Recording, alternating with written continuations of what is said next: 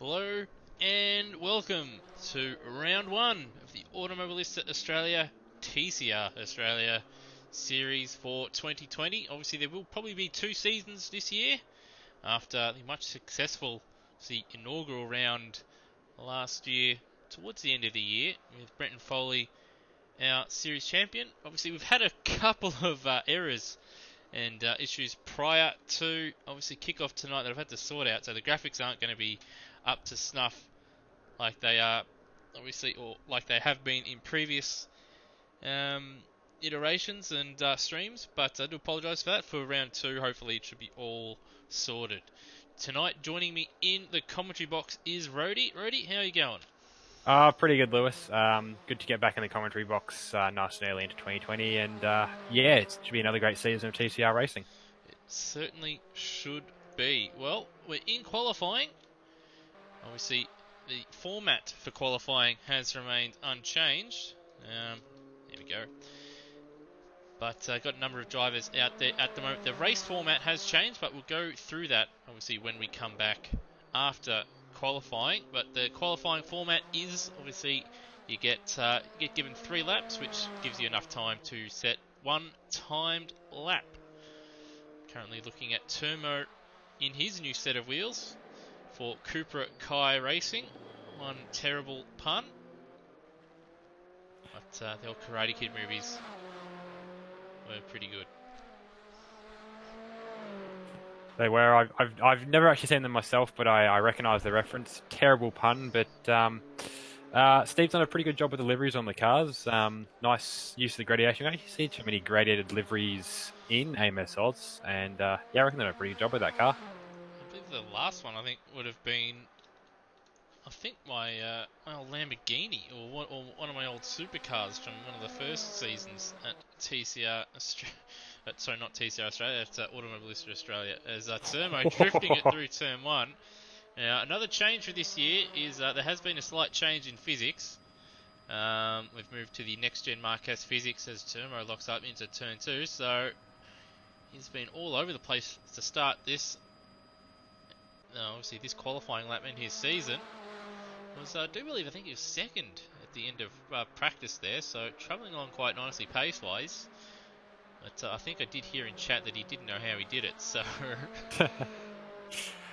Yeah, the big issue with these cars, being front wheel drive, the fronts are hot as soon as you're on track. The rears take some time though when you're going to be sideways for the first half of a quali lap in these things because the tyres don't warm up until sort of end of lap 2, start of lap 3.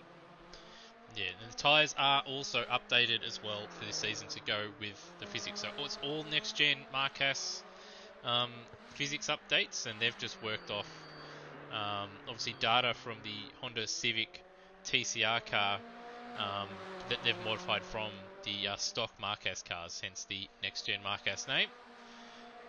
But they're quite nice.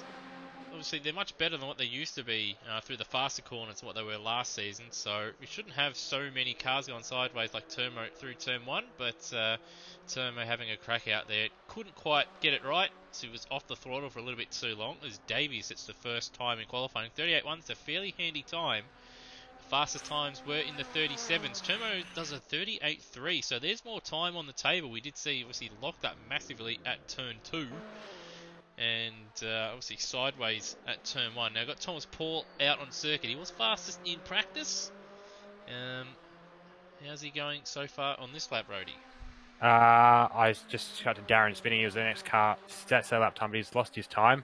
Thomas, he's doing all right actually. Yeah, fastest time in practice. He's going to be racing later in the season of GT3 with Brenton Foley, and you can kind of see the similarities between their driving styles. He's getting that thing quite sideways he was in practice. Not too much different in qualifying.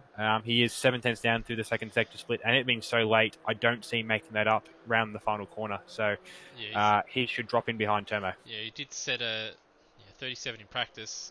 He did catch him at that right-hander there in the mid part of that corner, the slowest corner on the circuit. He lost quite a bit of time. But still, he found six tenths of a second. So if he hadn't have had that mistake, and perhaps a mistake that we didn't see earlier on in the lap, he could have been quite clear out in front on pole position. But still, provisionally on the front row. And we've got Cracker now in a guest car. Now, one of the issues leading up to tonight was Cracker hadn't registered for the series, so I wasn't sure whether to include his car or not. His car is in the files, but I hadn't, because I wasn't sure he was racing, I hadn't ticked it over and added it to the mod in the VEH file. So it doesn't appear, except unless you had last year's mod installed. And that was another issue that we had to sort out. He's 3.5 tenths down in the first split.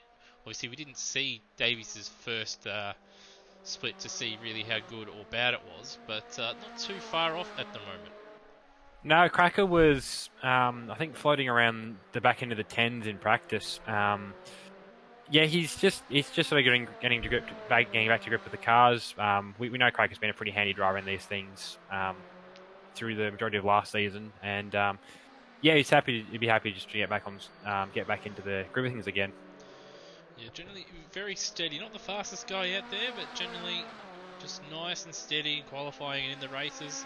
And hopefully we can see him on the podium at some point this season. It would be good to see him out in the top 3, because for his efforts, he certainly deserved one over the many seasons that we've had in the touring cars on the Mondays, and well, what now he's got to be on the Tuesdays. Yeah. So Cracker's now coming down to the start-finish line, and he's going to drop in, I think, third. Yeah, sorry, fourth. Lost a lot of time. Lost about half a second in the middle and finals. 7 tenths in the middle, and then another half a second in the final sector. I think the next car to come across the line is going to be Glenn Miles, and he sets a 1:43.1. So he's actually not the last car on track, but Darren did lose at the last corner on his lap, and Glenn Miles has found the fence. Yeah, next car that will cross the line will be Gary Neville on a time lap. So he's midway through the sector. Actually, Mike Coulston will be the next car. Really? He's coming down this start straight now. He is. I didn't see a split for him. It's going to be a handy time. Yep. 38.7. It puts him fourth, so not too bad. That midfield's looking very, very close. That is going to be very tight midfield, yeah. So the next car is then going to be Gary Neville. Obviously, as you can see, Gary Neville in new colours. He's riding solo. So he's opted out of FCR and in a Volkswagen, and has to be said, in a rather nice livery in the Volkswagen. It is. It's a British branded Volkswagen, which is interesting considering Volkswagens are German. But not a bad lap there for him in the end.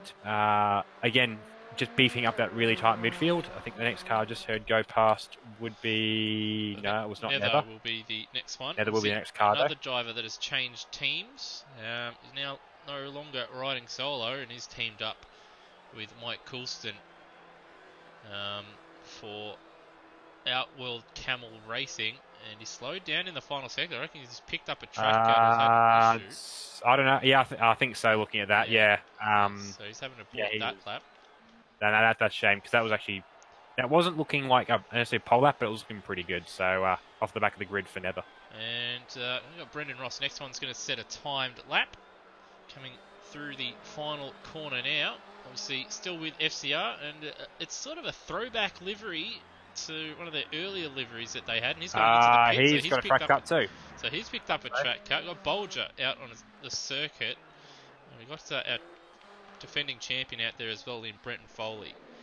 So FCR, as you can see, it's sort of a throwback livery to what they had, to what they've had in the past, but they've mixed it up with different colours, and it looks quite nice. As Foley just ahead of Dwayne Davies in the middle sector, and we did see Paul make up a lot of time in the final sector, so it will be interesting to see how a defending champion goes and how much time he makes up, or perhaps even loses here in the final couple of corners. He's very wide. And very wide. Track cut.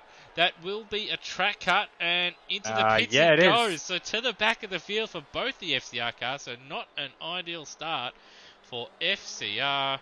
And now Bolger, I believe, is the only driver out there that can set a lap. He's coming out of the final corner. He doesn't get a track cut for running too wide in the Cupra.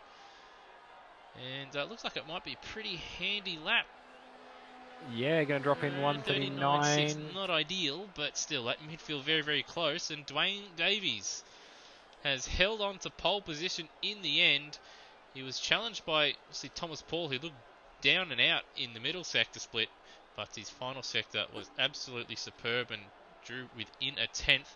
Turmo only 2/10 away, and he obviously dropped a lot of time at turn 1 and at turn 2, so he could claim that if he got it right, he could be on pole position. And then obviously Brenton Foley, our defending champion, he was up in the middle sector and threw it all the way in the final one. And Rossi, he wasn't too far away either. I think it was a couple tenths away in the middle sector as well. So very, very close times, and with it being so tight in the midfield, it might be a little bit more difficult for the likes of Foley and Ross, who have been masters at getting through the field in the past, to get through them this evening already.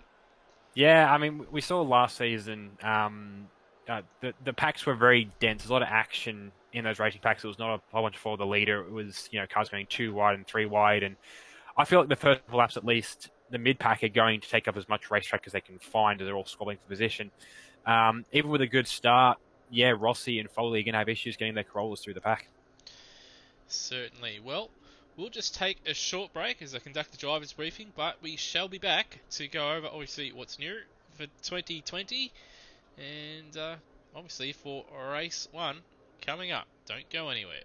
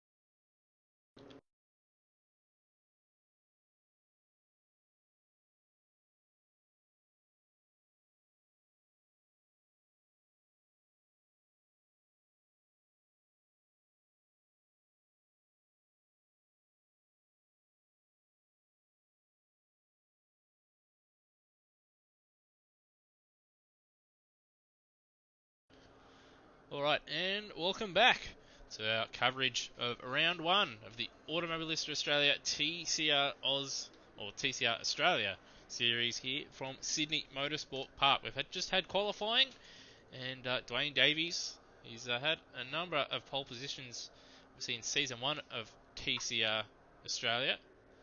But he's got one once again to start the season. A number of his rivals and his championship rivals from last season, both Foley and Ross, both picking up track cuts. And his biggest rival, I think, at least for the first couple of laps, if he doesn't stuff it completely, will be Thomas Paul. Yeah, and he's an unknown quantity for us. He jumped into uh, the word escapes me for what AMSOZ is, but he jumped into AMSOZ during the off season, and he signed up for GD3 and TCR, and I believe he's also running in the ASC Supercars or Super 2 as well. He comes from iRacing, as I've been informed, and he is pretty quick, as most of the iRacing guys are. And I reckon he's going to be the biggest challenger to the sort of existing fold of quick drivers that we've seen the last couple of seasons, being the FCR boys. Yeah, he was very, very quick in practice. He didn't set his ultimate pace that we saw in practice in qualifying, but we did see in the middle sector that he certainly did have the pace to put it obviously on pole position. And yeah, he did participate in round one last season of TCR. And off the top of my head, he did okay. TCR last season, obviously round one, I think it was 24 cars or something massive. Not quite big this evening. Obviously, we have changed race nights from a Monday to a Tuesday, which might be obviously an issue with some guys racing in iRacing series. We have picked up a couple of new guys. Obviously, we've got Darren O'Brien, and we've also got Wayne Spencer in there. One in the Monster, I think the Ken Block Ford Focus, yep, and the other in the Bundaberg Honda, which I've got the livery because he sent it to me just before, but it's not currently in the mod out there. But no, I pulled it in to have a look before we had the issues. I didn't have time to put it back in once we were fixing things, but no, it's a good looking car, that Wonderberg car. Very it reminds very much of the old I think the old Freightliner Bundaberg cars. I do believe, I think it was either Fabian Coulthard or David Reynolds drove that in, like, that livery in supercars. Yeah, I think it was 10 years ago or something. It like was Coulthard. I remember Coulthard did it with a VE, and that was the car that rolled and went over at Bathurst. I think Dave had a Stratco car from memory in his first year with, I think, what was HRT at the time. That's a good-looking car. The only issue which which hopefully Darren should sort out before the car goes in properly is the car is a little over-chromed, but of course the viewer can't see that, so they've got no idea what we're talking about. I saw that when I was putting the file in and corrected it, so when I do put the update out, it will be fixed. Drivers are now forming up onto the grid. Those can see Thomas Paul seeing his black car. Dwayne Davies continuing on in the D2R Repsol sponsored car. Now, just a couple of things to go over. We didn't obviously get enough time in the warm-up session prior to the race to go over what is the format for this evening. Now, races have been shortened to 20 minutes, but there is now not 2 races, but we've got 3. So more racing as a whole, as opposed to just 50 minutes of TCR action. We've now got 20. Now, what I'm going to guess is going to happen is a lot of the races, we did see a number of races last season, Rody, where in the reverse grid races in particular, where we'd have a slower guy out in front, but in the last couple of minutes he couldn't quite hold on long enough, and we saw usually Brenton Foley or Brendan Ross overcome them right at the end. So I think that obviously more reverse grid races, because races 2 and 3 are both reverse grid. I reckon we'll see, or hopefully we'll see, a couple surprise winners as we get the formation lap underway. Yeah, it's going to make things easier for the slow guys, make things harder for the fast guys, and should really level the playing field a little bit. And yeah, I reckon we'll definitely still see some strong performances from drivers we saw last season, but yeah, it's going to shake things up a bit, and it should hopefully provide some good racing. Yeah, well, that's the goal, and hopefully throughout the season we see some new winners. Alright, well, we might as well get the grid, go through the grid as they're halfway through the formation lap. We'll see Dwayne Davies will start from pole position on the left-hand side of the grid. And joining him on the front row is Thomas Paul for MP Sim Sports. In third place for Cooper Kai Racing, we've got Termo. And in fourth place for Outworld Camel Racing, Mike Coulston is flying a little bit under the radar. Gary Neville will start in fifth. He's slightly out of position. Bulger's just in front of him and already missing his bumper. That'll be because the damage, well, not the damage per se, but with the way the car parts on certain cars in this mod, they fly off the car with the most minor of contact. Then we have Cracker in the MPC Castrol Russell Lingle Audi RS3. He'll start from 7th place, but he will be in his normal car. So going forward from round 2. Glenn Miles for Playboy Camel Racing, also missing a front splitter, will start 8th and is also at the back there as well for whatever reason. He set a time, as did Darren, which is why they're starting 8th and 9th. Behind them, though, they've got Wayne in the Ken Block inspired Monster Racing Ford Focus. But behind them, they've got Brendan Ross, Brenton Foley, obviously FCR Motorsport, both of them champions in Monday Night Series, and obviously the team reigning champions, as I think Glenn Miles out of position. There's a big red box next to your grid slot, Glenn. You should know which grid slot you're meant to be in, and another one that didn't set a lap time in qualifying due to a track cut. And once again, Glenn Miles way out of position. He's country miles out of position. Brody, you might need to... there we go. The game's warped him anyway. 1 light, 2 light, 5 lights. Away we go. Gary Neville's got to drive through for a jump start. I didn't see it off in the back there. But around the outside, Thomas Paul is going to try and go, but Davies has the inside. Paul sweeps around the outside. Termo's held station in third. They've got a bit of a gap over Coulston, and looks like one of the FCR cars in the background having a crack as well. Already up a few spots. And Gary Neville down a few spots and has to serve a drive-through penalty as well. But Dane Davies holds on for now. Yeah, I flicked at Gary's went through. I think he recognised, even before he got told there was a jump start, because he very much bottled the rest of the start and lost a few spots. But yeah, he's going to be on the back foot. But yeah, I think he's looking forward to race 2 and race 3. Yeah, he'll just want to circulate and get that reverse grid underway. And Wayne, has DNF'd. Hopefully that's not a recurrence of the game just booting him for whatever reason. But it seems to have given him that issue, as we've had Davies lock up there. I think that's turn 6 off the top of my head. I don't have a track map on hand. I do apologise. But he's actually had a nice start. Even with that mistake, he's been able to fend off Thomas Paul.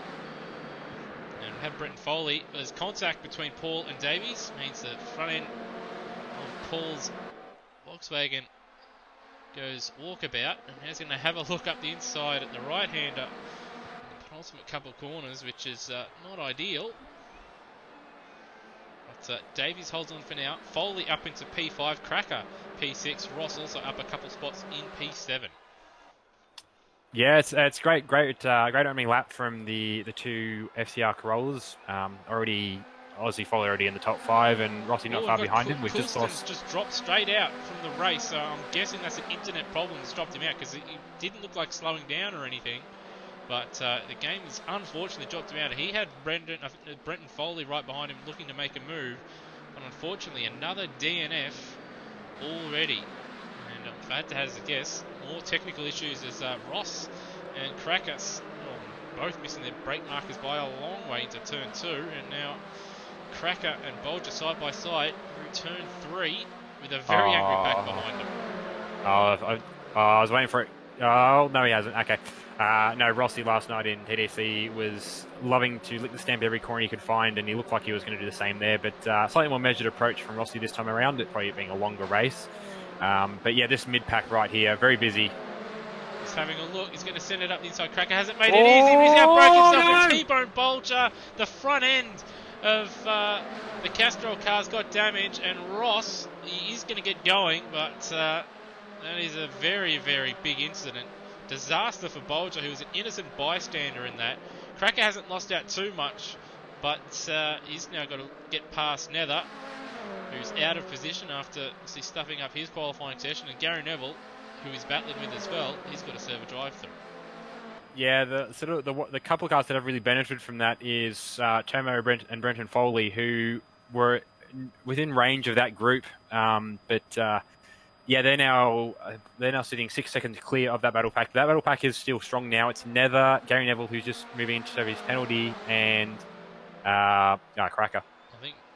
I think Nether was the biggest winner out of all that. He was behind them all, and now he's in front of them all, and he's got plenty of clear space in front of him to obviously make up time. Foley has got up into third place already, doing his customary, obviously, opening stanzas where he just blitzes everybody, the opening couple of laps to give himself every opportunity. Normally in reverse grid races, but we did see it a couple of times where he picked up track cuts in qualifying. He's only 3 seconds off, or just under 3 seconds off Thomas Paul in front. He's just got by Turmo, but Turmo not making it easy, and he's sticking around at the moment. Yeah, Foley's driving style really demands fresh tyres.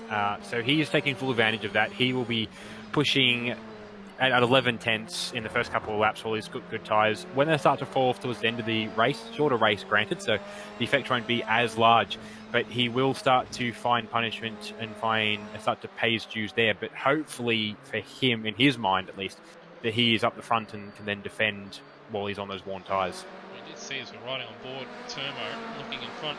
Foley is on the grass into that little kink before the hairpin in the middle sector there. So Foley using all the road and a little bit more to try and catch up to Paul and Davies, who are separated by half a second. But Davies doing a good job at the moment, sticking out in front. But Paul will have that slipstream and is probably as close as we've seen coming out of the final corner. And will he try and make a move? Yes, Yep. He will try and make a move into turn one, and that's going to force Davies onto the back foot. And Wayne very smartly, he got out, and he actually... Well, Paul with a slide that's going to allow Davies to get back in. Now, Paul's going to have to go defensive, or Davies will send it. No, Davies doesn't send it. Pulled out of that very early. Yeah, he could have put it at the inside, but I think he recognised that might have not ended too well if he had put it at the inside of the sliding Volkswagen. Yeah, that's been Paul's line again. Most of practice, did it in qualifying. Seems to be where he executes best pace in that car, but tyre wear towards the end of this race will not be forgiving for him either. Yeah, perhaps Davies just wanting to give up the lead and just trying to perhaps just relax a little bit and perhaps even think of the championship a little bit, because you did see in races last season where he'd be in good positions and ended up throwing it away or driving too hard and his tyres going off it. So perhaps, obviously, another thing for this season is that 2 times tyre wear as well as 2 times fuel. So tyres towards the back end of the race are going to be important. You're not going to want to rip your tyres to shreds in the opening few minutes of the race. No, and driving these cars, at least what feels like quick, without shredding your tyres is a really fine art to balance. The end result is you end up with fronts that do not want to do anything and rears that are still happy to go for another 10 laps. And that's the worst way to have a front-wheel drive car, because it's just going to push understeer everywhere, and you hate that in these cars. Yeah, you do need a bit of oversteer to get you through the corners, as Paul very, very wide in the last couple corners there has allowed Davies to stick around, but that middle sector, Paul, well, you did see quite superior in qualifying and so far on this lap as well. In the background, Foley, sort of the gaps remaining the same as Davies drifts through turn one. Obviously pushing very Foley's hard. doing the same thing. Jesus. And that's going to go Turmo. He's got a good run, but not going to be close enough to make a move into turn two. No, Foley, I was going to say, Foley hasn't quite been gapping Turmo. He got our slipstream range of him. But past that, the gap stayed about a second for the last couple of laps, and he hasn't really gained too much on Davies or Thomas Paul either. So maybe that Huam's tyre wear kicking, or sort of putting Foley down before he thought it would, and really starting to, his driving style already starting to get back at him on the tyre wear side. Yeah, another thing also with the mod for this season, it's just like in real life, I don't believe you can change the anti-roll bars in the car as the race is going on. You just have to set your car up before the race and just deal with it as it comes. And I know in practice and in the driver's briefing he was protesting that he couldn't change the roll bars while out on the circuit. He was a bit of a master at that. Obviously he does it in supercars, and we did see it in TCR and TCC the previous few seasons, where as the race would go on he'd make adjustments and keep his car in really good nick. You can't do that now, So it will be interesting to see if he does have a little bit more fade towards the ends of races, where generally he'd still remain really, really strong. Yeah, Foley's one of those drivers that can pick pace out of pretty much every car thrown in. The only thing he really struggles with is high downforce open wheelers. But yeah, this is going to rely a lot more on his driving talent more than his setup talent as the race goes on, and we might find that he's not as strong as we've seen him in past seasons. Well, I wouldn't quite go that far, but it's still going to be very, very strong. So I think that's probably a bit too, I guess, strong of a word. But yes. he perhaps might just fade a little bit more as opposed to what we've seen in the past. But that pace will still be there. He's just going to have to set up his car, perhaps even just change his driving style just a little bit, just to make sure his tyres last. But in the last lap or so, he has gained 0.7 of a second on Dwayne Davies. And the gap between himself and Paul has remained at about 3.6 seconds. It was 2.93 seconds a lap and a half ago. It's now 2.2 between Foley and Davies. Yeah, I think I'm just watching from the back end of Paul, and I think Davies he's lost. He sort of lost the Volkswagen in his windscreen. He can't chase it as best he could previously. Didn't have slipstream and all that, so. He's starting to drop back towards Brenton Foley. Still 2 seconds between them. But Thomas Paul's starting to skip away with this one just at this stage. Yeah, he is just getting away from Davies, and Davies losing another 0.3 to Foley and Turmo, who's sticking with, a third place getter. Behind them, they're having a bit of a quiet one. Obviously started down the back of the field, or at the back of the field, because he got a track cut in qualifying. But he's able to put himself in a nice position in P5. He's got, as Foley sets fast lap of the race, so he's pushing hard out there. But Cracker in P6, recovering after that little incident he had with Brennan Ross and Steve Bolger. He's still got Bolger not too far behind him. So they're going to duke it out, I reckon, for the remainder of the race. And Brendan Ross is only 4.7 seconds behind him as well, with 9.5 minutes remaining. So he could close in and perhaps try and finish Steve Bolger off. Yeah, it's going to be down.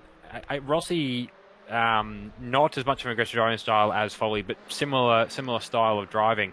We might find similar fade from him as well. But a couple of seconds up the road, he's got Bolger and then Cracker, and it's just a case of whether the tyres are going to last long enough for him to make any serious inroads on those two. And I've also got one of our newcomers. We've got Darren out there, currently in P9. He's running a little bit wide there. He's got, obviously, recovering Gary Neville, who did drop to the last of the runners out on the circuit. He's got by Glenn Miles, and now he's got his sights set on the back of Darren in the Bundaberg Rum car. And No, it's go ahead. I will. He's done a good job recovering so far, Gary Neville, from that drive-through. He's had good pace. I'm not going to turn around and say that passing Glenn is a hard endeavour. But to get up past Glenn and then to be up on the back of Darren now, possibly going to pass Darren in the next it looked like he's going to have a go there, second last corner, but had to back out of it in the end. But without being encumbered from a poor start or a drive-through, the next couple of races, I wouldn't be surprised, even though he's making up spots now, to see Gary fighting for the win, maybe race 2.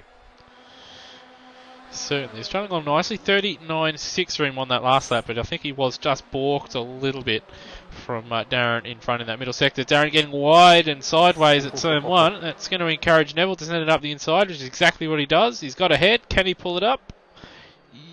Just about, yeah. That was about the limit of where you want to brake, but very, very well suited pass.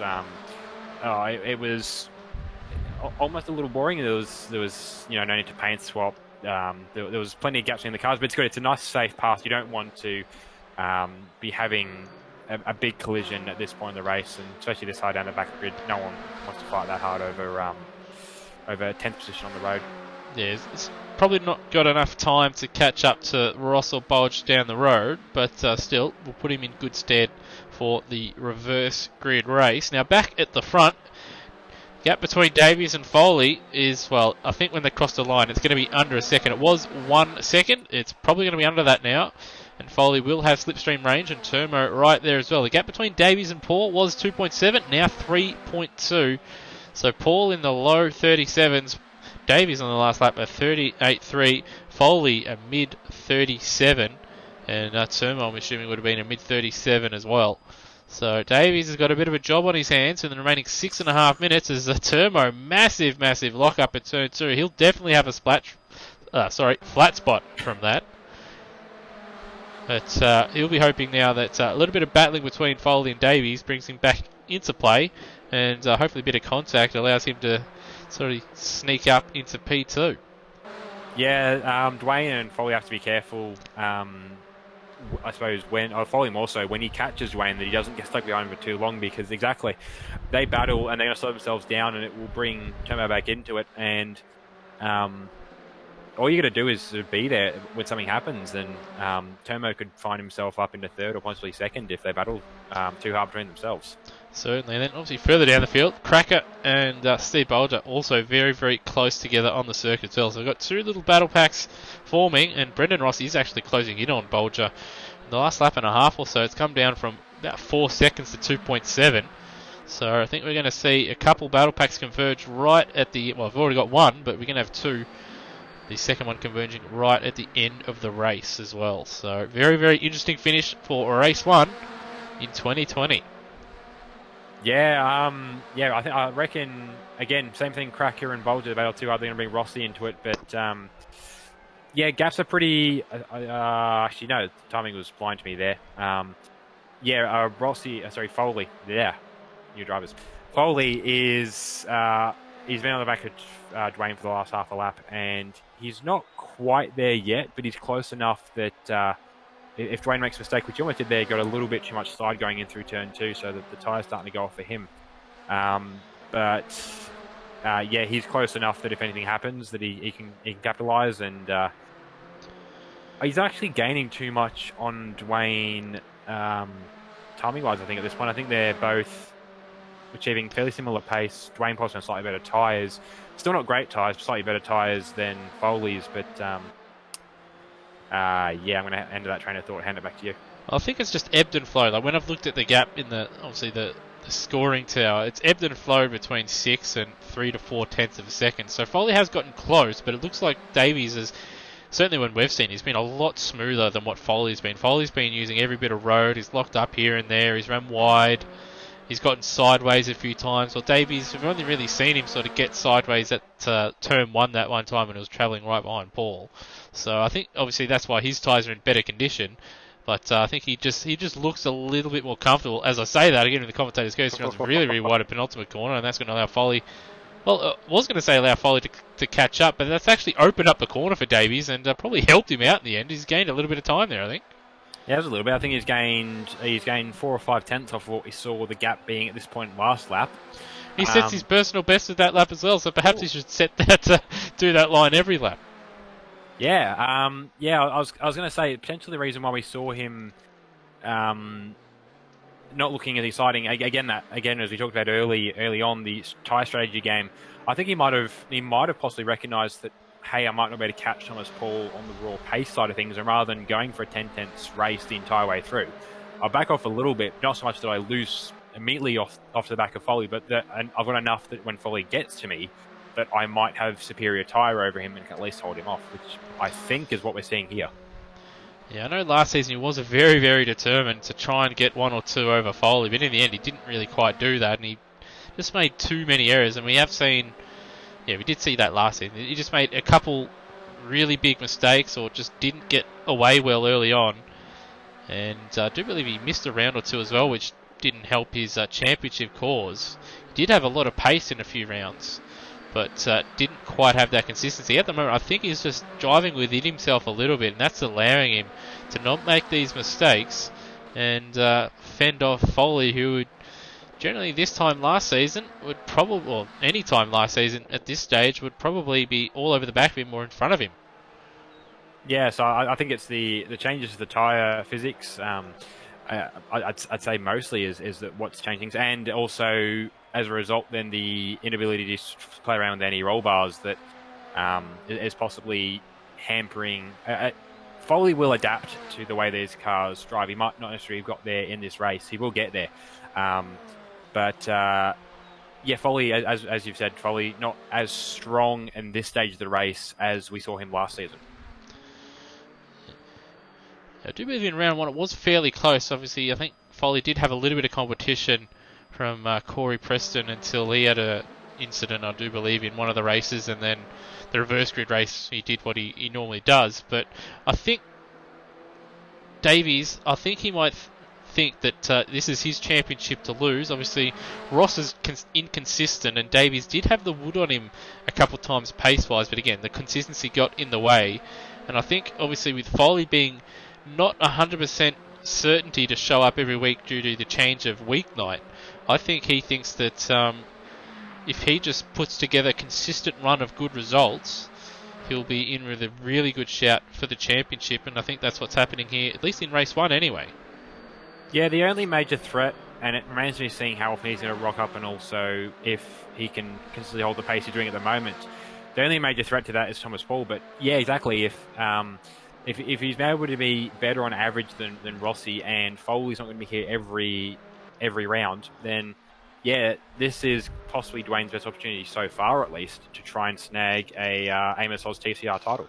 And I think something has happened to Bolger and Ross, because they've both dropped behind, obviously, Darren, and they've also dropped behind Gary Neville as well. Obviously, they were behind Cracker, but now they're well behind them. They're a good 20 seconds away, so something has happened. Perhaps more contact between the two, and it looks like Rossi's actually slowing down and pulling over and letting Bolger go. Yeah, I'd say so. No, they were actually near each other on track, so I'm guessing there's no extra body panels missing from Bolger's car, but I'd suggest... well, he'd already lost his front splitter. Lost his splitter, yeah. So, and he's got a big ding in his driver's side door, but that's probably from earlier on in the race where obviously Rossi gave him a big whack. But something's definitely happened again, though. I'd say some side-on contact, considering I checked the replay and it was before that. I'm going to guess something maybe turn 1 or turn 2 or something about this point on the last lap. I'm going to say side-on contact, possibly one or both into the grass, but no visual damage on either car. But it has broken that pedal pack up, and it has put I think it was Cracker they were racing with. Cracker's now all alone again. Well, that's actually pretty big news, at least for the team championship anyway, because obviously Bolger in front of Ross, obviously Ross being teammates with Foley, and Turmoil was is behind Foley on the circuit, so that is going to shake up the points standings and probably aid FCR a little bit. And obviously Cooper Kai not going to be too pleased with that one. Anyway, time has expired. There will be one more lap after this one. So 14 laps there will be. Hopefully drivers have fueled up to the end, because you cannot refuel.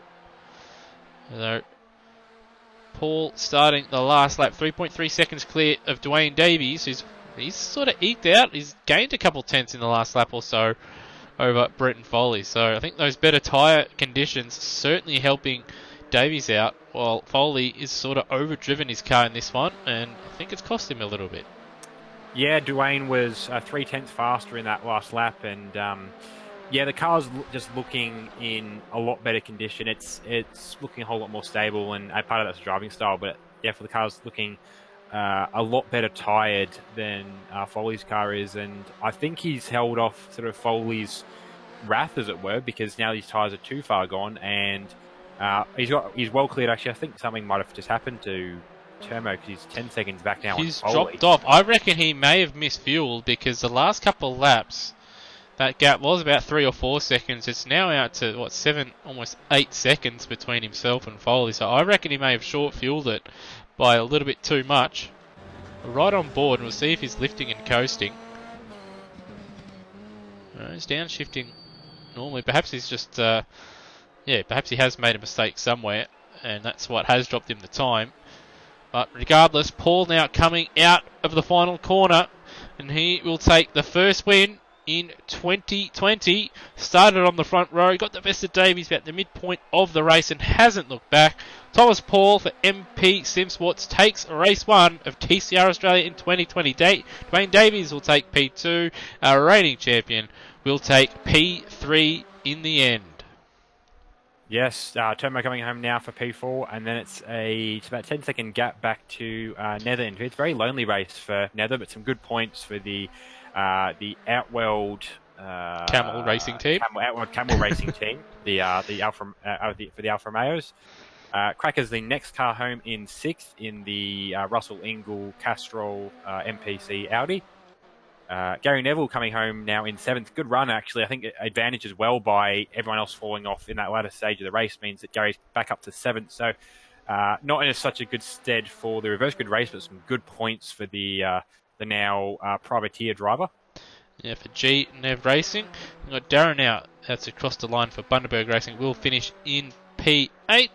So good to see him finishing his first race here. And Rossi will finish in P9. And that'll put him on the front row in the reverse grid race. So he's not on the front row, sorry, because Glenn Miles is classified finisher as well. So he did get the best of Bolger in the end. Bolger not looking too happy. And he's taking out all the bollards on the pit straight. So it will be Miles and Bolger starting from the front row in race 2, while the non-finishers of Coulston and Wayne will both be starting from 12th and 13th respectively. I get the feeling that either in the last couple of laps, Glenn Miles either had an accident or a couple, or he's had to pit because I think he ended up finishing a lap down on Thomas Paul in the end there. Yeah, he shouldn't have. It was a 14-lap race, and he wasn't that far back at the midpoint of the race. So I think he has had an off somewhere that we've not picked up, and that's why he's ended up a lap down. Now, Wayne, we don't know what happened. I'm going to have to hazard a guess that something happened with his internet, because he has been having issues, or perhaps even just the game causing the issues. And we were watching Mike Coulson go down the straight, and he had Foley behind him, and he just immediately went straight back to the pit. So I'm going to assume that was an internet issue or game issue that sent him straight back to the pits and out of the race immediately, because he was on circuit and going flat out. Unfortunate. Hopefully, obviously, races 2 and 3 go a bit better for him. All right, well, that's race 1 done. Now, should we drag anyone up for a bit of a chat? Or should we just let him go while I set the grid for race 2? I think we let them go for the first race. It'd be good to, I suppose, chat to Thomas Paul, just find out where his pace is like. But I've just been joined by someone. Who is that? Wayne joined us. No. We've joined in the box by Brenton Foley. Oh, Brenton Foley has jumped up. Well, Brenton, an eventful race for you. Obviously, started down the back because you must have picked up a track cut somewhere. But once again, one of your really quick first couple of laps, but you made to work for it and couldn't quite get the best of Dwayne Davies in the end there. Yeah, struggled a little bit, to be honest. The qualifying track cut was right at the exit of the last corner as I came onto the straight, so I was a bit annoyed about that one. But overall, the start was really good. The just lack of track time and practice with the new changes has really caused FCR to kind of struggle a little bit. We're really struggling at turn 1, and I'm really struggling at the last corner with when the tyres go off. Every time I caught up to Dwayne, I just lost over half a second down the front straight because of bad exit of the last corner. Yeah, so perhaps is it a driving line thing, or too much power, or can you pinpoint what you think the problem is, or is it just something you just don't know yet? I'm not 100% sure. I feel like it's more driver. Just I need to be on the ball a little bit more and get a better line or get a better exit. The one thing that confused me a lot is I ran less camber than Dwayne and used more tyre. So something to look at. But yeah, it's going to be interesting. Well, you did look like you were pushing very, very hard out there and using, it looked like, at least visually, you were using a lot of tyres. So perhaps it's a drive thing as opposed to a setup thing. Yeah, that's what I'm thinking. It's just kind of got to adjust to these new changes, and I relied very heavily in the previous 4 seasons on being able to adjust the rear bar as the stint went on. So just personally and mentally adjusting to that is really a challenge at the moment. Overall, though, obviously, aside from the anti-roll bar changes that you did protest in the driver's briefing, aside from that, how do you find, obviously, these new physics as opposed to the physics we've used in the past? A new challenge. I like them. It's a lot harder for me. I've definitely got to change the way that I drive these cars. I feel like the previous seasons you could really throw the car in there and catch it when it stepped out, and you could be far more aggressive. I feel like after this race that during the stint I realized I was babying the car a lot. You've got to be very, very fine with your movements and extremely smooth. So it's kind of like the polar opposite, to be honest. Interesting. Well, we'll let you get out there and we'll probably let you cut a couple laps in practice before we obviously move things on. But anyway, solid result and start to your championship. Hopefully you can make most rounds. But anyway, good luck in races 2 and 3. Thanks. Looking forward to it. All right. Well, that's Brenton Foley, defending champion and third place man in race 1. All right, Rody, just before we take a break, who would you say your driver of obviously the opening race of TCR Australia 2020 was? Oh, it's hard to say because this race it's kind of the first time we get to see what everyone's pace is like, so it's hard to judge someone off of their base level when this was the race that created the base level for most of them. Look, I admire. Granted, he did jump the start, but I think the drive from Gary Neville was pretty good to get back to what was, I believe, 7th in the end. Some of that was due to others falling off around him, but he kept plugging away, so he was in position when that happened, and he could take advantage of it. The only other one would possibly be Dwayne for managing to hold off Foley, but it wasn't as much of a challenge as it's been previously. And while he's done a good job to get second, it wasn't as, I suppose, sort of hardly fought outside of the base act of driving the car very quickly around a track. Yeah, it'll be close, but I think I have to go with Gary. But I'll have a better idea on which drivers are really excelling out of their standards in the coming races. Yeah, that's for sure. It is a tough one. Obviously, Gary did a really, as you said, he did a really nice job to get back to where he was and looked like he was nice and consistent to end up finishing. I think it was, what was it, like P7 or P8 in the end after obviously jumping the start there. For me, I think, obviously, pace-wise, we've seen Dwayne be really, really quick and he's made mistakes. But he's had some good results as well, so I can't quite give it to him. But I think Paul just executed. He executed perfectly. He got the job done. Didn't rush a pass, and then drove smoothly once he was in the lead, and didn't really give Davies a chance. Even though he did stick with him for a couple laps, he didn't give him a chance to get that lead back, and never looked back once he broke the slipstream of the Ford Focus behind him. So I'd have to just give it to Paul, just because obviously he didn't jump the start there. And that's obviously, I think, going to be an issue probably in races 2 and 3 as well, because the grid is sloped here at Sydney Motorsport Park. And we did see, obviously, on the stream that Dwayne Davies was rolling when the start was going. Obviously, he would have pulled the clutch in, and that's why he was rolling, and he didn't have his foot on the brake. So that is something to look out for, and it wouldn't surprise me if that's what caught Gary Neville out. No, there were a couple of cars. I think it might have been... I'm trying to pick who it was. Starting the inside of, I think, row 1 or row 2, which might have been Davies, or it might have been... I forget who it was now. Might have been Termo.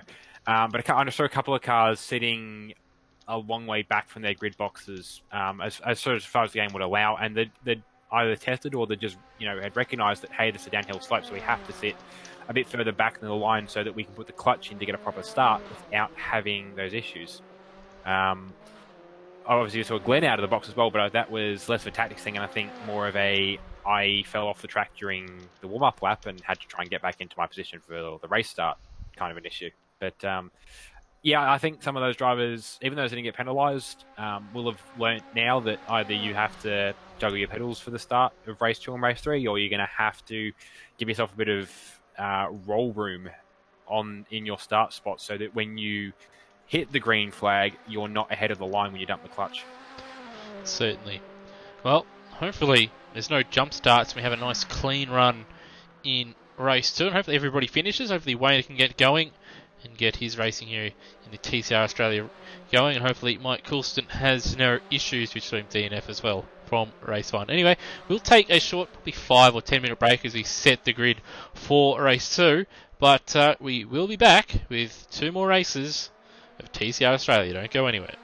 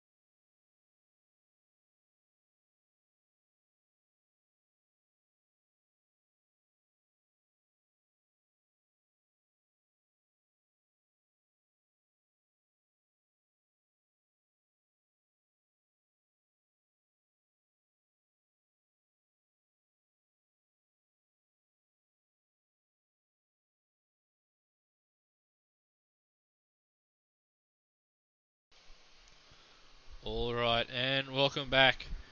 The reverse grid has been set. Drivers have been told we're about to get, obviously, turned over to the race session. And indeed we have. So, we're only moments away from, obviously, race 2 of the Automobilista Australia TCR Australia series here at Sydney Motorsport Park. Obviously, the second race means reverse grid race, but all is not lost for those that have obviously a bad first race or even a bad second race now with the additional third race, Frody. Yeah, the third race adds more opportunities for people that have had issues in the races before, and the progressive reverse grid format that takes, like State Series racing takes the results from the race before, but in this case flips them as well. Anyone who makes the effort to finish a bad race, like Gary Neville, for example, do have the opportunity to get back where they belong as such on the track in the next couple of races. And the points damage with an extra third race, points damage across a weekend or across a round is no longer quite as big if you have a bad race. Yeah, and certainly obviously Bolger, another one that was caught out badly by being caught up in. Obviously, we saw one incident between himself and Brendan Ross. Something definitely happened again a little bit later because obviously they were a lot further behind Cracker than what they were, about 20 seconds. And Ross, in fact, slowed down and let Bolger go. So he was certainly looking for redemption here in race 2 and looking for a chance to pick up, see some lost points from race 1. Alright, well, the formation lap is underway, so I guess we can go through the grid, Roadie, for race 2. Yeah, so starting on pole for race 2 is Glenn Miles in one of 2 Playboy Camel racing cars signed up for this season. One of the teams switching over to the Alfa Romeo for this season, quite a nice looking livery. Second is Steve Bolger, the first of the Cupra Kai racing cars. As we said earlier, didn't quite have an ideal race that first race, but he should be able to bounce back fairly well from this position on the grid. Third is Brendan Ross, another driver who had a fairly poor showing in race 1. Started off the back of the grid there, started and fought his way up and then fell back again. Fourth is Darren in the Bundaberg Racing Honda Civic. Fifth is Gary Neville with a flip turning out quite nicely for him still in the GNEV Racing TCR Volkswagen Golf. Sixth is Cracker in the MPC Castrol Racing Ingalls Audi. Seventh is Netherelmian in the first of the Outworld Camel Racing cars, sharing a technical partnership of sorts with the Playboy Camel Racing Alfa Romeos. Eighth is Termo in the second of the Cupra Kai Racing Seat Leon Cupras. Ninth is Brenton Foley in the second of the FCR Motorsport Toyota Corollas. 10th is Dwayne Davies, who was Brenton's big adversary as such in that last race in the D2 Racing Ford Focus. 11th is Thomas Paul in the as yet unliveried MP Sim Sports Volkswagen Golf. 12th is Mike Coulston, one of our DNFers from the first race in the second of the Outworld Camel Racing Alfa Romeos. And last on the grid is Wayne Spencer, not Wayne Whitmore, who we might see later on, in the Monster Racing Ken Block inspired Ford Focus. Yeah, obviously he did DNF very early on in race 1, so hopefully he has no issues this time. Same with Mike Coulson, and I guess same could be said with Steve Bolger and Brendan Ross. Obviously Bolger will be hoping not to get T-boned by Brendan Ross again, but we're just waiting to see. Yeah, looks like we're all gridded up now. 1 light, 2, 3, 4, 5, 6. Away we go. Looks like Ross got a decent start in the back there, but Darren looks like he's got the best of the lot. He's going to try and split the two front. He has done it. So Darren to the front. Fantastic start. The Bundaberg Rum car to the front. And it looks like Bolger into P2 as they run through turn 1. Now, don't outbrake yourself. There's a little bit of contact in the back there. I think that's already an alpha bumper going. Yeah, I think that is Coulston and Paul contact in the back there. But O'Brien, fantastic start. And he's actually got a little bit of a lead over Bolger as well at the moment. There goes. Oh, there's. Sorry, Thomas Paul just got sent sideways, but I think it was Coulston.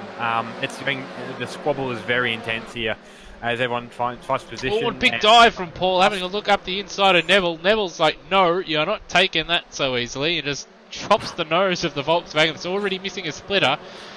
So the Volkswagen's not playing nice with each other. Neville going defensive already.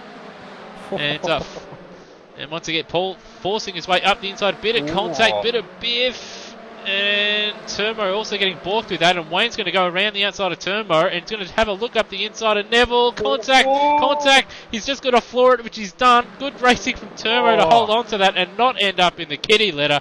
But up the inside, Coulston contact again. This is front-wheel drive touring car racing at, well, it's pretty much like the BTCC out there. There's just biff and barge. Poor Gary, he's gone from a decent starting position to just being biffed out of the way. It's now at the back of the field again. Yeah, there is some serious biff and barge happening at the back end of this pack as drivers who, some of the drivers, obviously, Thomas Paul won the last race, fighting very hard. He's only just got past Glenn Miles and all that.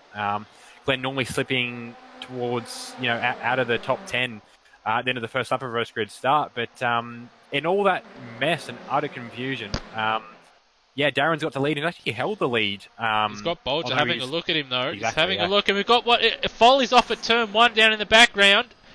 And Bolger went for the move into turn 2, outbroke himself, and that's allowed Ross now into P2. Yeah, we saw Foley go off, and I've just jumped back in the replay to check what happened to Coulston. He went off as well. He lost the rear. He went in way too fast. He lost the rear massively to turn 1 and actually made it all the way out to the tyre barrier. Coulston's a long way back now at this point. Foley off as well. It's all happening. It is all happening. Ross now having a look up the inside of O'Brien, who just holds on around the outside. He's not giving up his lead.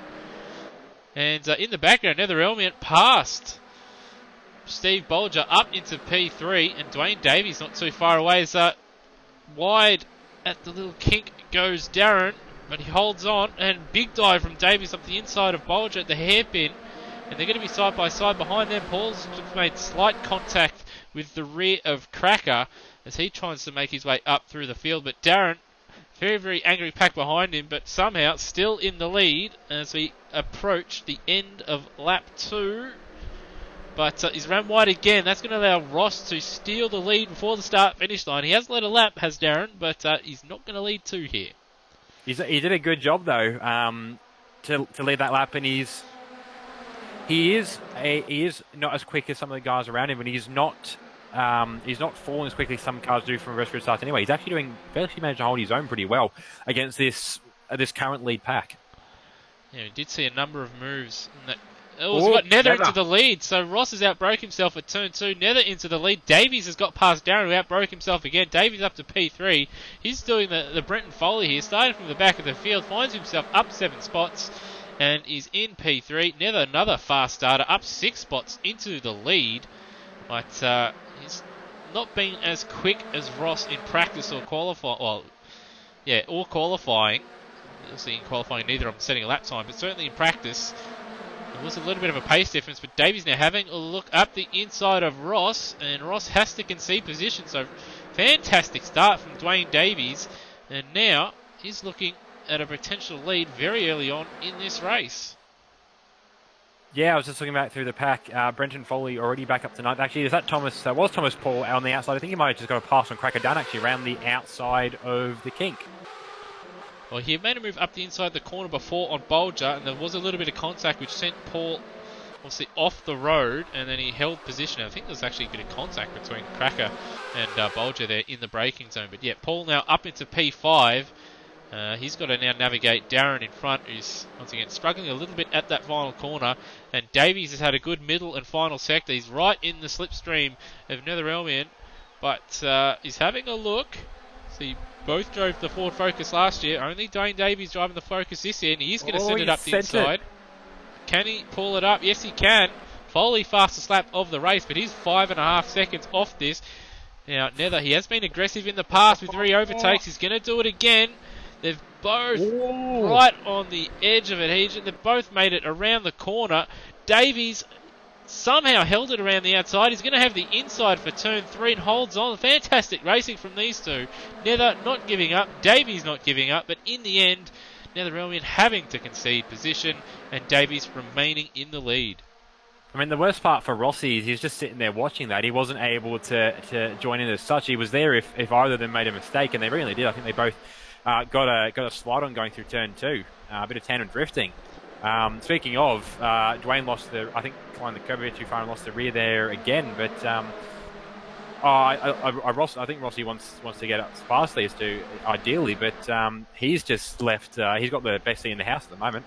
And in the background, there's O'Brien sort of moving a little bit under braking as Paul makes a late move at the hairpin. He does get it done in the end, but O'Brien, he's got the better run out of that little hairpin there, and he's going to make it difficult. We'll have the outside for this one, but no, he does have to concede in the end. So Paul now up into P4. But yeah, that opening couple corners, I thought for sure that after Nether... we got a yellow flag.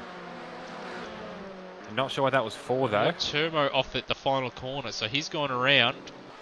And I was going to say, though, that through turn 1 and 2, or through turn 2 in particular, I thought for sure Nether would end up in front, but Rossi would have a go. Yeah, so Turbo just losing it under braking. Whoa. And that sent him around, but I thought for sure... as you see, Ross, a late move, a little bit of contact between himself and Nether. That's barged Nether out of the way. And contact again, which has sort of forced Nether to sort of obviously go a little bit wide. In fact, it looks like Rossi's just backed out of it, but he's gone too far. No. He's ended up in the grass, and that's going to allow Paul now into a podium position. And Ross is going to have to watch how he rejoins here. He's going to lose a number of spots. In fact, his teammate is now in front of him as Spencer sends it up the inside of Foley. And, it's all happening here in this little mid-pack here. The way the contact between Nether and Rossi looked, like Rossi got to the inside and made contact initially. Nether actually came back across to give him a bit of a equal, you're going to elbow me, I'm going to elbow you kind of thing. I'm not sure what happened with Rossi there. He went quite wide. It was almost like, I'm trying to think of the year, there was a supercar that did that and went straight into the tyre barrier and someone just thought he was running wide. But no, that was not good for Rossi. And there's Foley in front of him getting sideways. Yeah, that's allowed Wayne once again to get by him. So Wayne, he doesn't care that the reigning champion is right in front of him. He's just going out there having a crack. Yeah, just sent it up the inside. Ooh. And forced Foley to get out of it. There's Thomas Paul. Oh, Thomas Paul, he's made a mistake. Let's cut to a replay and see what's happened here. I reckon he's just lost it under braking.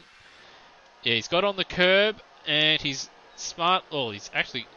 gassed it up. Has he hit the wall? No, he's just avoided the wall, but that dropped him down a number of spots. And now behind Steve Bolger in P5, but he's got Cracker right behind him. No. A big slide for Wayne through turn 1. Foley sends it up the inside. Ross is going to go up the inside, but somehow there's no major incident there. And Spencer trying to hold on around the outside. Ross trying to send it up the inside. In fact, Spencer's done a fairly decent job as up in front. Cracker and Paul duking it out. Bolger has dropped behind all of them. So, Bolger, a big loser there. Now, Foley sending it up the inside of Cracker into 4. Not quite close enough. Cracker holds on. And once again, Darren up into P3, doing a solid job. They're just about halfway into this race. And it's all to play for these guys. A final spot on the podium. I think... I was just watching the timing. I think Nether had a small accident, a small moment there. He was up on the back of Dwayne Davies. It wasn't a close fight for first and second, but it was like I'm sorry for jumping on you there. Yeah, just going to have a look at live races. Wasn't on this lap. Must have been on a previous lap as Foley and Cracker continue to duke it out. Cracker not giving up, but in the end having to. Foley very, very wide at the exit of the hairpin, and now Cracker coming under threat from Foley's teammate Brendan Ross in behind. Spencer not too far away as well. In the old Hoonigan Ford Focus. And once again, Paul wide. That will be a track cut. It was in practice and in qualifying, but it may be a little bit more lenient in the race. We're not sure. crosses the line, doesn't give him time. So yes, that was a track cut, as we've got Ross sending it up the inside and getting by Cracker for now, but he's ran wide, got a massive slide on. Cracker will take that position back, and Ross is going to come under threat. In fact, he's on the grass again. That will mean Spencer will send it up the inside. It's very, very deep. Very deep. He somehow pulled it up and avoided massive contact. And he did take the mirror off the Ingle car, though. I thought that was going to be a massive T-bone for sure, and we have seen in AMS it is easy to roll if you hit him hard enough, and I thought for sure that that Ingle Castrol car was going to end up on its roof, but somehow Spencer's pulled it up, but he's ran wide, and he's going to allow Cracker to go by, and he's probably going to allow Ross to go by as well. Yes, he does, just. He was trying to fight that the best he could, though. And now Bolger's going to get by him. Wayne's he's not as quick as the front pack, but he's doing a very solid job for his first round in these things. Cracker wide. It looks like Ross has made a slight mistake there in front as well. But he's certainly showing that he's not afraid of anyone, and he's just going out there and having a crack. But he's thought he's going to send Cracker around again there, but he's holding on. His poor Cracker, and he's beaten up Audi RS3 at the front though. Well, further towards the front, Darren has got Foley right behind him, and Foley has got Paul right behind him. So you've got two really angry battle packs. And there goes Darren.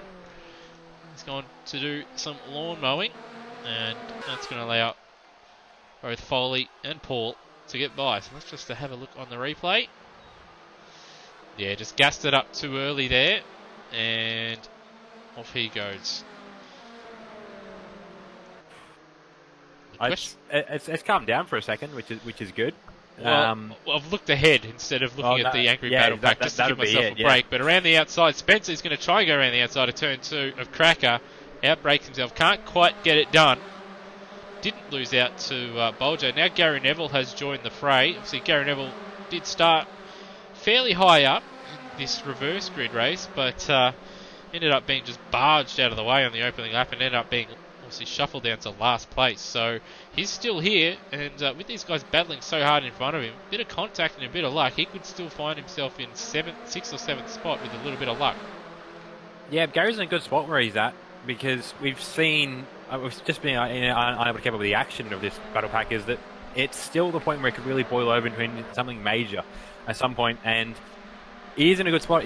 I think he did have something. I can't remember actually if I caught it. I think he was involved in contact early on in an early form of this pack to end up where he's at. But he's not out of this yet.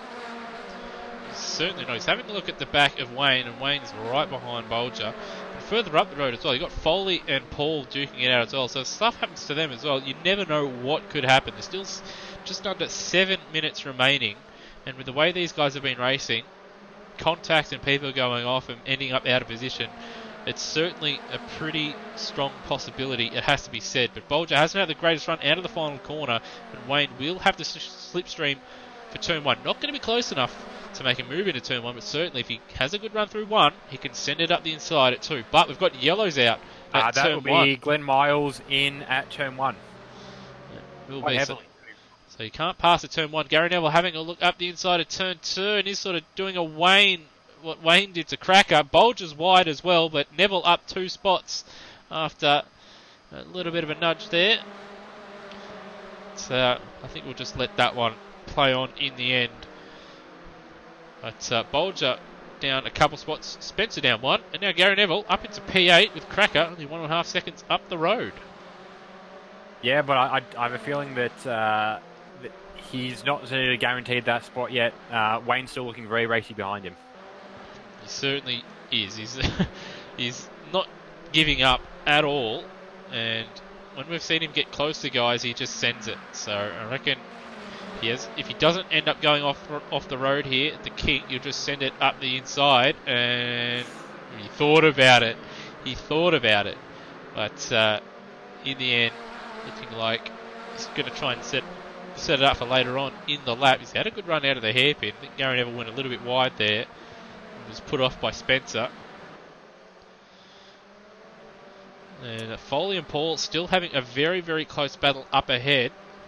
So we'll just cut to them for a moment. In fact, we've just cut to as Paul's had a good run out of the final corner, side by side over the line. Fastest lap for Thomas Paul, and up into P3. Foley's tried to go the old switchback, bit of contact, bit of slide. He's still close enough to make a move, is Foley, but he's lost too much momentum with that contact to make a move.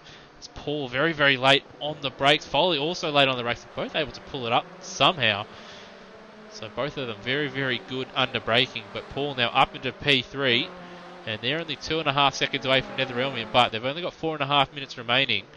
I think it might be, okay, I was going to say the timing. The timing is doing weird ebbs and flows, but it certainly looked like Nether had actually gone off some, but I think it's just the ebbs and flows through the section. But now one thing I was going to say, from where they sit at the moment, barring a mistake from Dwayne, so I'm going to find some wood to touch before I say anything, Dwayne might be in a unassailable position to have a win we've got race. Netherelmian a little bit wide of the kink before the hairpin as Paul and Foley battle it out. Paul outbrakes himself. Foley's going to try and send it up the inside on the old switchback, but that's not going to be good enough. They're going to be side by side, and Foley's going to have to back out of it. But now there's absolutely really nothing between themselves and Nether after that mistake, so Nether's going to be kicking himself with that one, because it would have been difficult for these guys, I reckon, to catch him had he not made any mistakes towards the end of this race. And we did see race 1 was 14 laps, but that was with a normal, obviously, grid set, so times probably a little bit slower due to cars being out of position in the opening couple of laps, so it might be a lap less. But if anything, Nether's got about 3 laps to hold on, and there's only... Yeah, he's going to have to, because they're now within range of him. You can see Thomas and Foley chasing Nether's slipstream down the straight.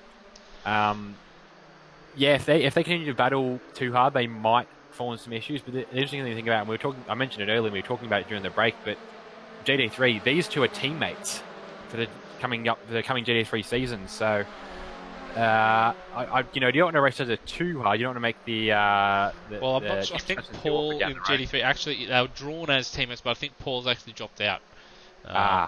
Bugger. Which is a bit of a shame, but certainly based on this driving, yeah, he'd be quite fun to watch in GT3, but all the same. But yeah, they have now caught Nether. The times on the left to make no difference. They have caught him, and he's got to hold on for the next 200 bit laps. Yeah, I think Nether's best hope is that he sort of balks Paul in a spot where Paul can't get by, and Foley just is able to make a move on Paul, and it just costs both Paul and Foley time, and he can sort of buy time towards the end of the race. That's, I think, his only chance at the moment. We have seen him be very, very difficult to pass, so he won't be easy to get by, but I think if he loses one spot, I think we'll probably see Foley stick it up the inside as well, because he knows that Nether won't be easy to get by. But he's sort of given Paul a free kick. Hasn't had a good run through the final couple of corners, but he's gone straight to the inside. He's gone the old F3 trick, straight to the inside, parks it in the middle of the road, and it's going to say to Paul, send it up the inside if you may. And I think he's taking the smart option, not going to this lap. He wasn't quite close enough, but yeah, coming to braking zone for zone 2, he might send it there. And he looks like he's going to. Yeah, he's going to make it difficult for Paul, though. Paul's outbroke himself. He's sent Nether wide. Foley's going to send it up the inside. Foley's going to take both of them in the end, so Nether will be a little bit frustrated. He got punted out of the way. Paul will be frustrated. He couldn't get the job done, and I'm pretty sure Brenton Foley will be smiling ear to ear. Yeah, a bit of a free kick there for Foley. Obviously, well positioned to take advantage of that, but yeah, he didn't ask Paul to make contact with Nether, but he did, and that ended up being the best for Foley. So. Nether's still going to try and hold off Thomas Paul the best he can, and we'll see with Foley now in front whether Foley can actually start to gap away, which it looks like he is doing from Nether. Yeah, Paul has to get the job done, I think, straight away. He is trying to get it done, but if he doesn't get it done and they continue to battle for the next half a lap, there's no chance of catching Foley with, less than a minute remaining now. So Davies will cross the line, I think, just with time remaining on the clock. So there will be 14 laps total as Paul and Nether side by side in the final couple corners, but Nether backs out of it and allows Paul to stay, or to move up, I should say, into third place. Now they're going to try and get a decent slipstream and tow down the straight, but he's not quite close enough. Ran a little bit wide as well. He's fairly close though, actually. He's not going to be able to get a move done in turn 1. He has to get a good job done through turn 1. Otherwise, it's all over for a podium position, I think, barring contact or mistakes from the guys in front of him. Yeah, it's weird that on good tyres the Paul car is very loose through turn one. On used tyres, he's actually quite clean through there. I was going to say that was probably his best opportunity to try and make a dive in turn two, but yeah, I think for Nether, not that he hasn't been already, but his best chance of catching back up to Paul is just head down, just Further back, a bit. we've had Turmo try and make a move with Spencer at turn two. He has done it. There's a bit of contact in the end as that Spencer just tried to just turn in a little bit. But Turmo getting the job done up into P9. Just in front of them, Gary Neville's right behind Cracker. Darren is still holding on to P6. Ross up in P5. Ross a little bit of a gap over Darren, so he should take that or hold on to that position for the remainder of the race, barring a mistake. And it's the big question mark is going to be between, well, Cracker and the next 4 cars behind him. Yeah, that mid pack that we've got, it's simmered down a little bit, which is good because it was threatening to boil over at a point in there, to continue that analogy. Yeah, it's still a bit of action there. Neville's clipped the grass under braking, somehow hasn't ended up obviously going around. But now Turmo's going to try and go around the outside. He's on the grass, but that slowed him down, and Neville holds on for now. That gives Crack a bit of breathing room. But now the pressure is on Neville to hold on to P8 with a fast-charging Turmo, who we did see in qualified in 3rd place. He's got pace, but hasn't been able to use it in either race so far. Or at least, we did see actually in race 1 he was quite quick, my mistake. But certainly in race 2 he hasn't been as quick as what he would have hoped. No, I even if he can get a couple of spots here in this last lap, Tom, I think it's going to be a little bit frustrated with his performance. But look, he's kept it out of fence. He's had a good run, and he's up the inside of Neville. Neville very, very late on the brakes. Neville a little bit wide. Turmo gets the nose tucked in just, and he will take that position. A little bit of contact as Neville tried to get him Turmo back on the switchback, but Turmo holds on just. Cracker not too far away, so that could still change as we go further towards the front of the field. Davies now coming up to the 2nd split, just after the hairpin. He's got a sizable 8-second gap over Foley. Just over a second between Foley and Paul. Nether not too far away, only 1.3 off Paul, so he's hanging in there. But he'll be a little bit disappointed with that mistake about on lap 10, 9 or 10 I believe. And then we've got Ross, Darren, and then Cracker holding on for dear life in P7. With Turmo right behind him. Spencer having a look at Neville in behind. I reckon that's going to be close until the end. But out and towards the line. Dwayne Davies, 2nd in race 1. And has to be said, a Brenton Foley-like run in the reverse grid race here in race 2. Takes the win. A well-deserved win. Foley will hold on to P2.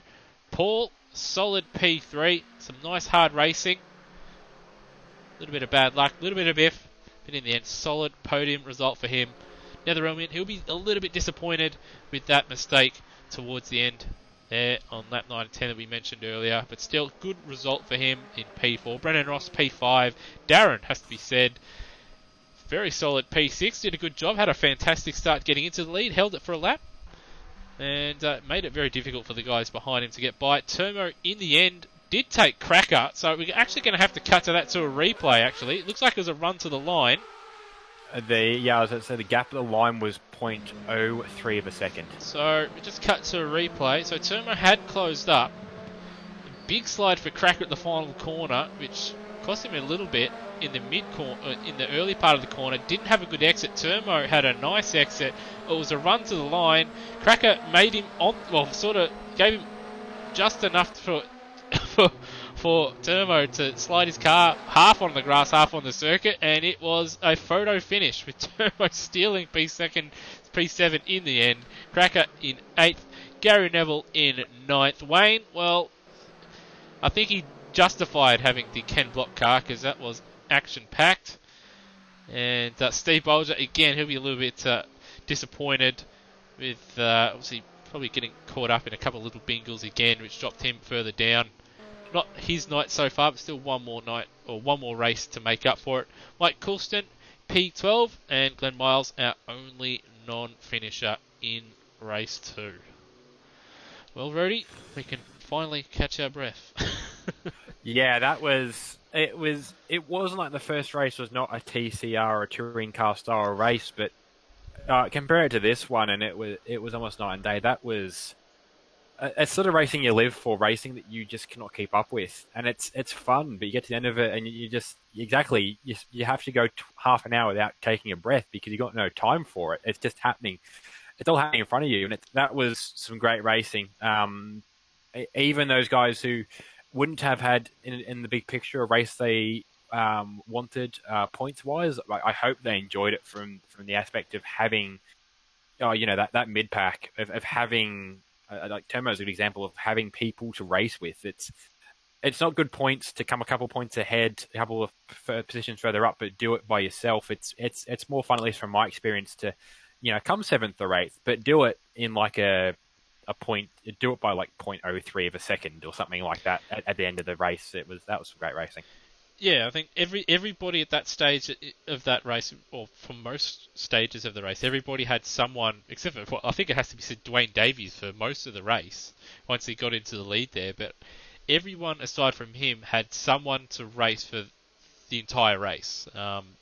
There was, someone you either had to defend for your life or you had to make up positions like there was no tomorrow, and it was like that throughout that race. So I think so far the shorter format has provided some great racing. Obviously in the end, I got Dwayne Davies second and the first, and with Paul being first and third, it means that Dwayne Davies currently provisionally, I can't say the word right now, but anyway, provisionally leading the championship. So good start from him so far. But obviously a number of other guys are out there. Obviously Wayne, the first racing I believe he's done with us, and he just didn't give up, regardless of who he's racing. He did not care. Might have been a little bit lucky that he didn't cause some bigger accidents and all that stuff. But in the end, this kind of racing, it's all about racing hard. And him as well as Darren, both the new guys, well, they both race hard and they had a crack.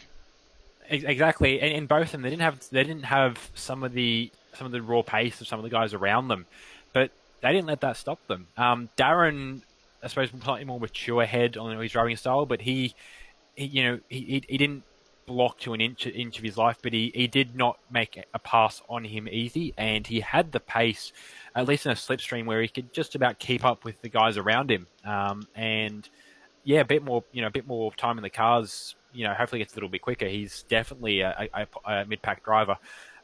Wayne a bit less on the pace front, but look, I was thinking as I was watching Gary's car go around, and if I would embody his car being with a British flag being a bit of a British bulldog, that would then make Wayne a bit of a terrier, one of those really small yappy dogs that's just excited about everything and just rips at your ankles at every chance it gets. That was proper touring car style racing Wayne was doing, and he didn't give up. It was very much of us. He's driving during his livery, whether it was influenced by it or not. It was just a very much just go for it, just make the best of the moment kind of racing.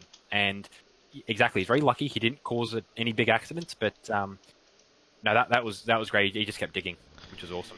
Yeah, I have to say, the racing is very, very reminiscent to British touring cars.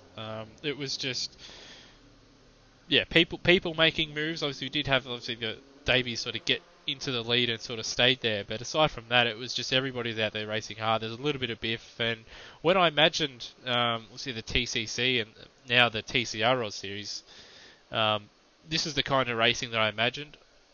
Thankfully, there wasn't some big incidents. I think some people probably just need to pull it back just a smidge, but that kind of racing where people are just, okay, they've just been overtaken, but they're close enough to make a move and they just send it. So, seeing that kind of racing certainly brings a smile on my face, and I just hope those guys enjoyed it. I know some people are probably going to be a little bit grumpy that they got hit and people dive bombed them and stuff like that, which is fair enough. But hopefully, obviously, this kind of racing continues. But just those those heavier hits sort of just get dialed back a bit. But aside from that, race 2, they're one of the better races I think we've had in certainly in the TCR era here at Automobilista Australia. Yeah, we've had the races sort of on this scale across AMSOZ last year. I'm trying to remember a couple that I was watching, and I had a very similar moment where I just could not take a breath at all. But no, it's good to see that TCR Oz is providing sort of racing that TCR Oz was envisioned to provide. And look, I hope we get just more of that again in race 3. Yeah, obviously, once again, obviously for those that may not know or just tuned in, obviously there's not just 2 races anymore, it's now 3 races, just like most real-life TCR events where there's 3 races. Obviously the format's a little bit different as there's reverse grid races as opposed to having qualifying sessions or the grid being set by finishing order. And the races, I think, are just a smidge shorter because I think in TCR, in Australia anyway, I think races do end up being about 25 or so minutes with slight variations depending on track. So a little bit shorter races, a little bit angrier battle packs, and hopefully a fantastic season ahead. Anyway, we'll take probably a couple-minute break as obviously got to sort the grid out for race 3 and the final race of the evening, but we shall be back in a few minutes' time. Don't go anywhere.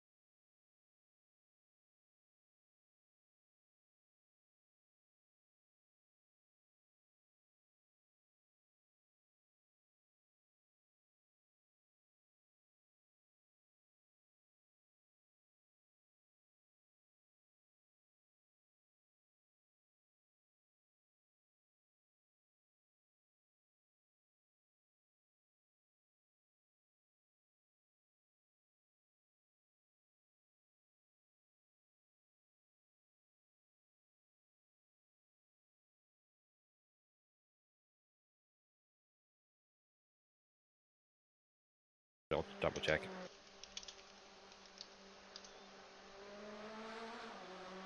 I took the weight off. I was looking at Mike. I took the weight off, and his car immediately went from almost scraping the ground to normal. Like it just popped. Just bam. I see it actually does something. Yeah.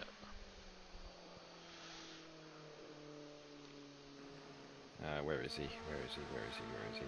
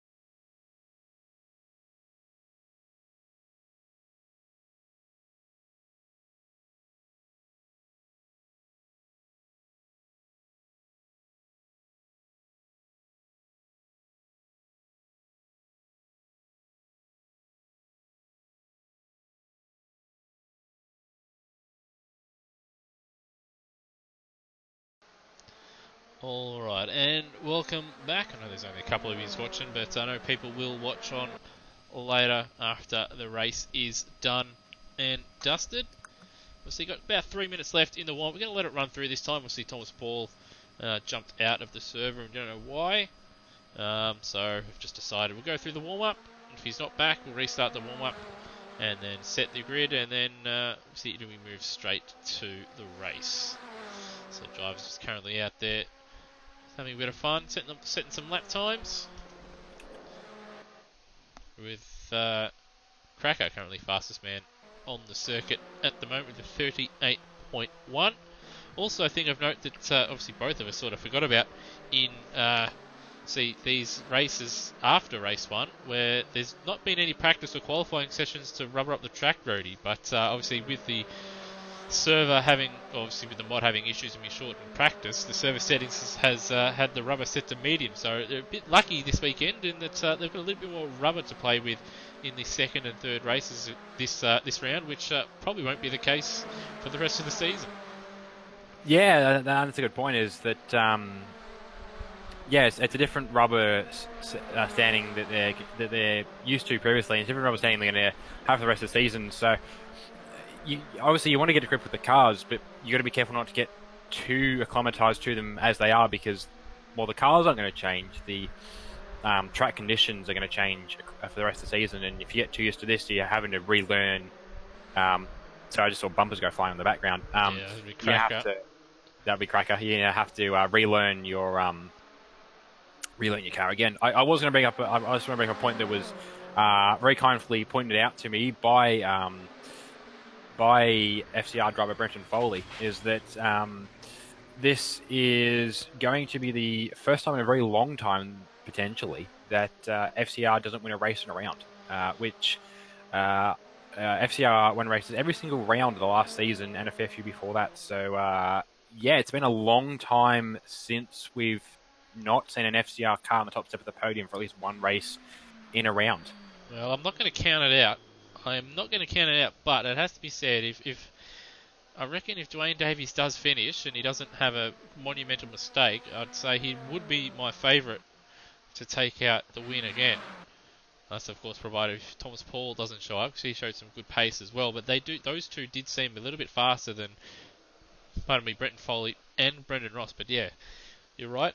Last season it was absolutely dominated by FCR and Brenton Foley in particular. We've already seen so far with these new physics, new cars, and obviously, unfortunately for Brenton Foley and FCR, obviously less time to get a hold of these slightly different machines. So it's thrown a little spanner in the mix, and a little bit of history could be made and, broken. Yeah, the other thing I was going to comment on, and we mentioned Thomas Paul just earlier, not to discount how good he was in race 1, but I've got a feeling that he's a better clean air racer. I think I'll put it that way. We saw the pace he was pulling, and he was head and shoulders, after the first couple of laps, he was head and shoulders above everyone else on track, lap pace-wise. He just kept knocking out basically qualifying laps to the end of the session. But we saw in race 2, when he had other cars to try and pass, he wasn't, whether he's just not as, energetic about his passes, say someone like Wayne Spencer is, or whether he's just not as confident in them. But his pace should have put him at the front, and it didn't. So if he does come back for the third race, it'll be interesting to see whether he pushes a little harder while he's having to pass people, whether that's something that is going to trouble him, and he will kind of always be in the groove of leading, topping qualifying, on coming near the top in qualifying, leading the first race, and then being stuck in the mid pack for the second and the third one. Well, I think speaking of Wayne and all that mid pack there, he was caught up in that, while Dwayne and Foley were able to clear that fairly quickly, and I think Paul's probably lack of experience, as I was just about to go to the race session, but Wayne dropping out means we're going to have to wait just a little bit longer for the final race. But I think his inexperience with obviously reverse grid racing with these cars in Automobilista, I think that might have just caught him off guard just a little bit, as obviously Foley and Ross and D2 and the like, they've all done it before, started from the back of the field and had to deal with slower cars and just an absolute hodgepodge of action taking place in front of them, while Paul might have just been just a little bit overwrought or didn't know quite what to do, was a little bit tentative or perhaps a little bit over aggressive, and that was why he wasn't able to clear it as quickly as well. But it could have also been just one of those things where sometimes you just get caught behind people in races that you are faster than, but they get you back and it just costs you time. So sometimes that could have just taken place, and perhaps in other rounds we'd get through a little bit cleaner. Yeah, I think the other possibility is that the first time he's seen proper sort of pack racing in AMSOZ was that second race, because he gets to be at the front of the first one. And a lot of the guys we've seen racing have been racing each other for, they've been in TCR, most of them last season, they've been in Supercars or Super 2 or anything else across the season, so they have a trust level up that he doesn't quite have. He probably doesn't want to come right in and cause maybe cause some trouble on track. That could potentially be it as well, but I don't think he's joined us for third race, which is going to possibly mean we get a chance for a breath at some point in it. Yeah, well, he had plenty of time to come back. We gave him 5 minutes to... yes, we do have to reset the grid, actually. So I do apologise. We'll be waiting just a little bit longer. But, yes, I'll just have to... Pretty sure a couple of guys were happy with the positions they were given there, even though they weren't accurate for where they should have been. Well, they can deal with it now. But,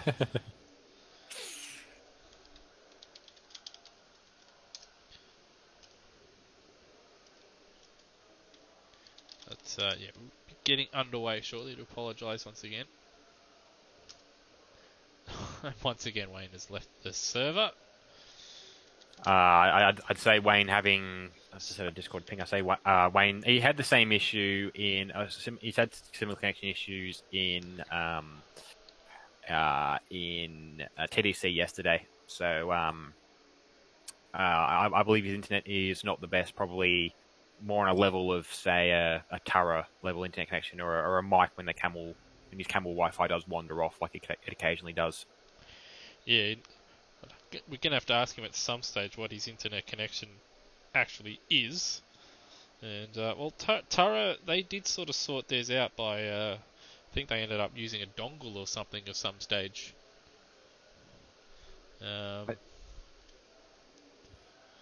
Yeah, I believe that sounds about right. I know a couple of drivers, obviously, start of last season as well. Foley had to switch to a USB dongle or mobile data to run his setup for a couple of races when the internet was looking quite spotty. That was, for those that were watching start of last season, that was when he recorded his 2 DCs at the start of the season, which put him on the back foot. But yeah, it's I think possibly also for Wayne disconnecting so early in race one, he's just like, well, I'm only going to get this second and third race. I better put my full tents in, and that's what he's racing. But it'll be good to chat with him, again, partially what his intent's like, and what's the mindset that causes him to go full chem block on a racetrack. Certainly. Well, looks like the grid is finally set properly, and we're about to get underway for the final race of the evening. I apologise for obviously things going a little bit over time. Obviously, we've had a couple of issues to sort of deal with and sort out, but we're just about to get underway now. See, speaking of internet issues, obviously Foley had them with obviously last year, which cost him a lot of points in the Supercar Championship. Made it for an exciting championship until we had Will Devonish bin it or have his issues at Bathurst, and unfortunately Phil Boak was unable to make Bathurst last season, which sort of ruined the championship, because I reckon if that didn't happen, it would have been a massive title decided in the final round of the championship in the Supercars. Obviously, of myself being there, and unlike those guys and Tara also having issues where both the Taras and Foley end up getting a dongle, I just went out and just went, stuff it, I'm getting a new modem instead. So, probably a bit more expensive, but I haven't had an issue since, thankfully. But anyway, underway for the formation lap, and Mike Coulston for Our World Camel Racing will start us away. But Rhodey, why don't you lead us through the rest of the reverse grid and final race of the evening? I will. So yeah, on pole, the first Outworld Camel car of Mike Coulston. Very early off in that first race, so hopefully he can make the most of this front row start. Second on the grid is Steve Bolger. He's not had a good. He's had a really unfortunate start to the season so far. Hopefully he can reverse his fortunes in this third race as well. Third is Wayne in the Wayne Spencer in the Chem Block Monster Racing car.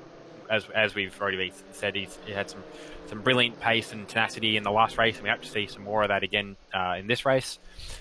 Fourth is Gary Neville in his GNEV Racing TCR Volkswagen Golf. He was doing all right as well. He had a good battle in that last pack. Should be some more good racing for him. Already missing his bumper. He is already missing his bumper.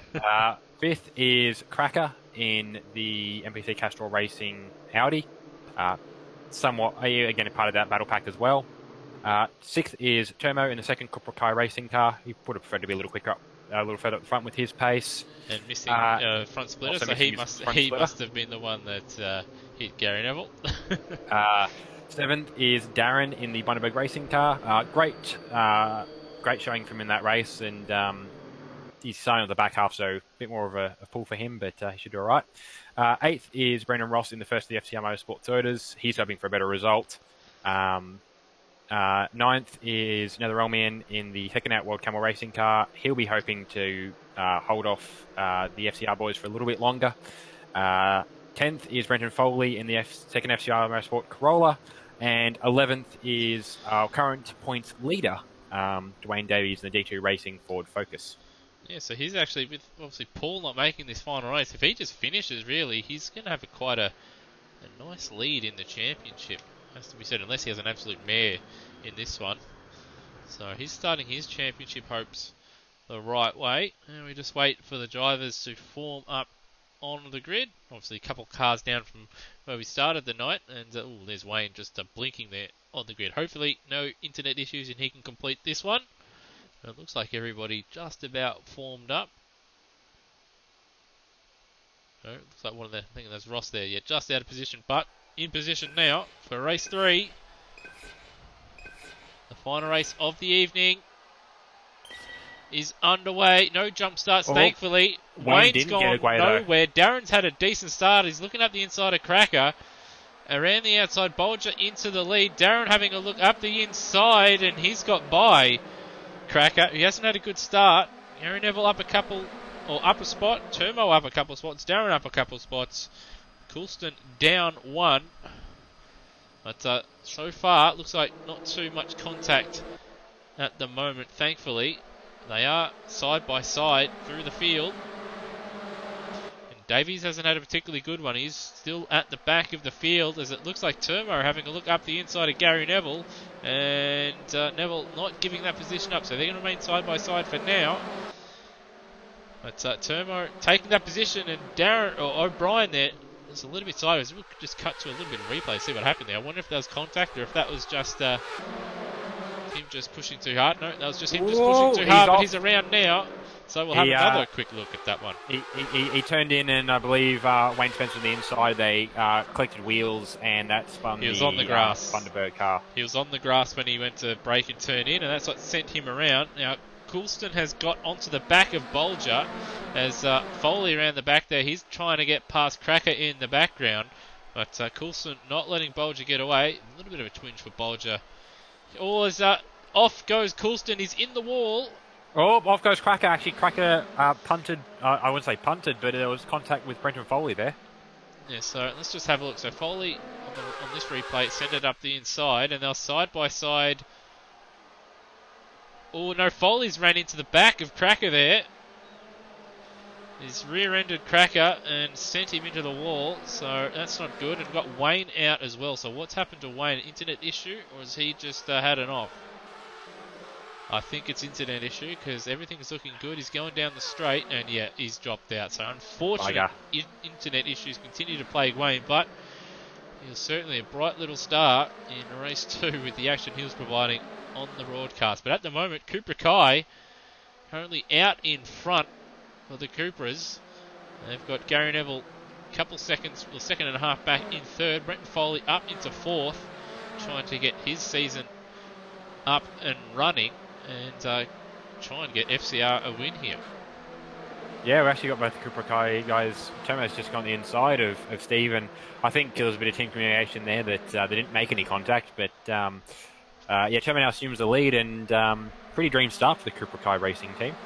Yeah, Bolger getting away cleanly, not getting caught tangled up in anything, and Turmo's been able to come through the field up 5 spots, and that might have been a little bit of a team play. Obviously, Turmo's been a bit quicker than his teammate throughout, but this is a golden opportunity now for Turmo. He's got a couple cars between himself and our reigning champion Foley, who's been one of the pace setters, but he hasn't been quite as comfortable as what he has been in previous seasons. So if Turmo can get out to a nice little lead here, while his teammate hopefully does a little bit of blocking for him, and Gary Neville also makes it a little bit difficult for Foley, he could give himself every opportunity. He's got Foley in the pits. Foley in the pits. So what has happened? Has he got damage, or is he... Oh wait, I reckon he is serving a self-serving sort of drive-through for the contact. For punting Cracker, yeah. For punting Cracker. Cracker will get him by around the outside, and Darren probably won't, but Cracker should get him by in the end after all that. So self-imposed drive-through as Neville's off the road. Neville is off the road at turn 2. So what happened there? I did see some parts flying. The front end of Gary Neville's car is gone. So he's made a really bit of a dive on Bolger. A little bit of contact in the exit of turn 2, and then a little bit of contact, and then he's lost the rear end. I reckon he's got off the throttle, and he's had that half to spin. So that's dropped him down to 7th.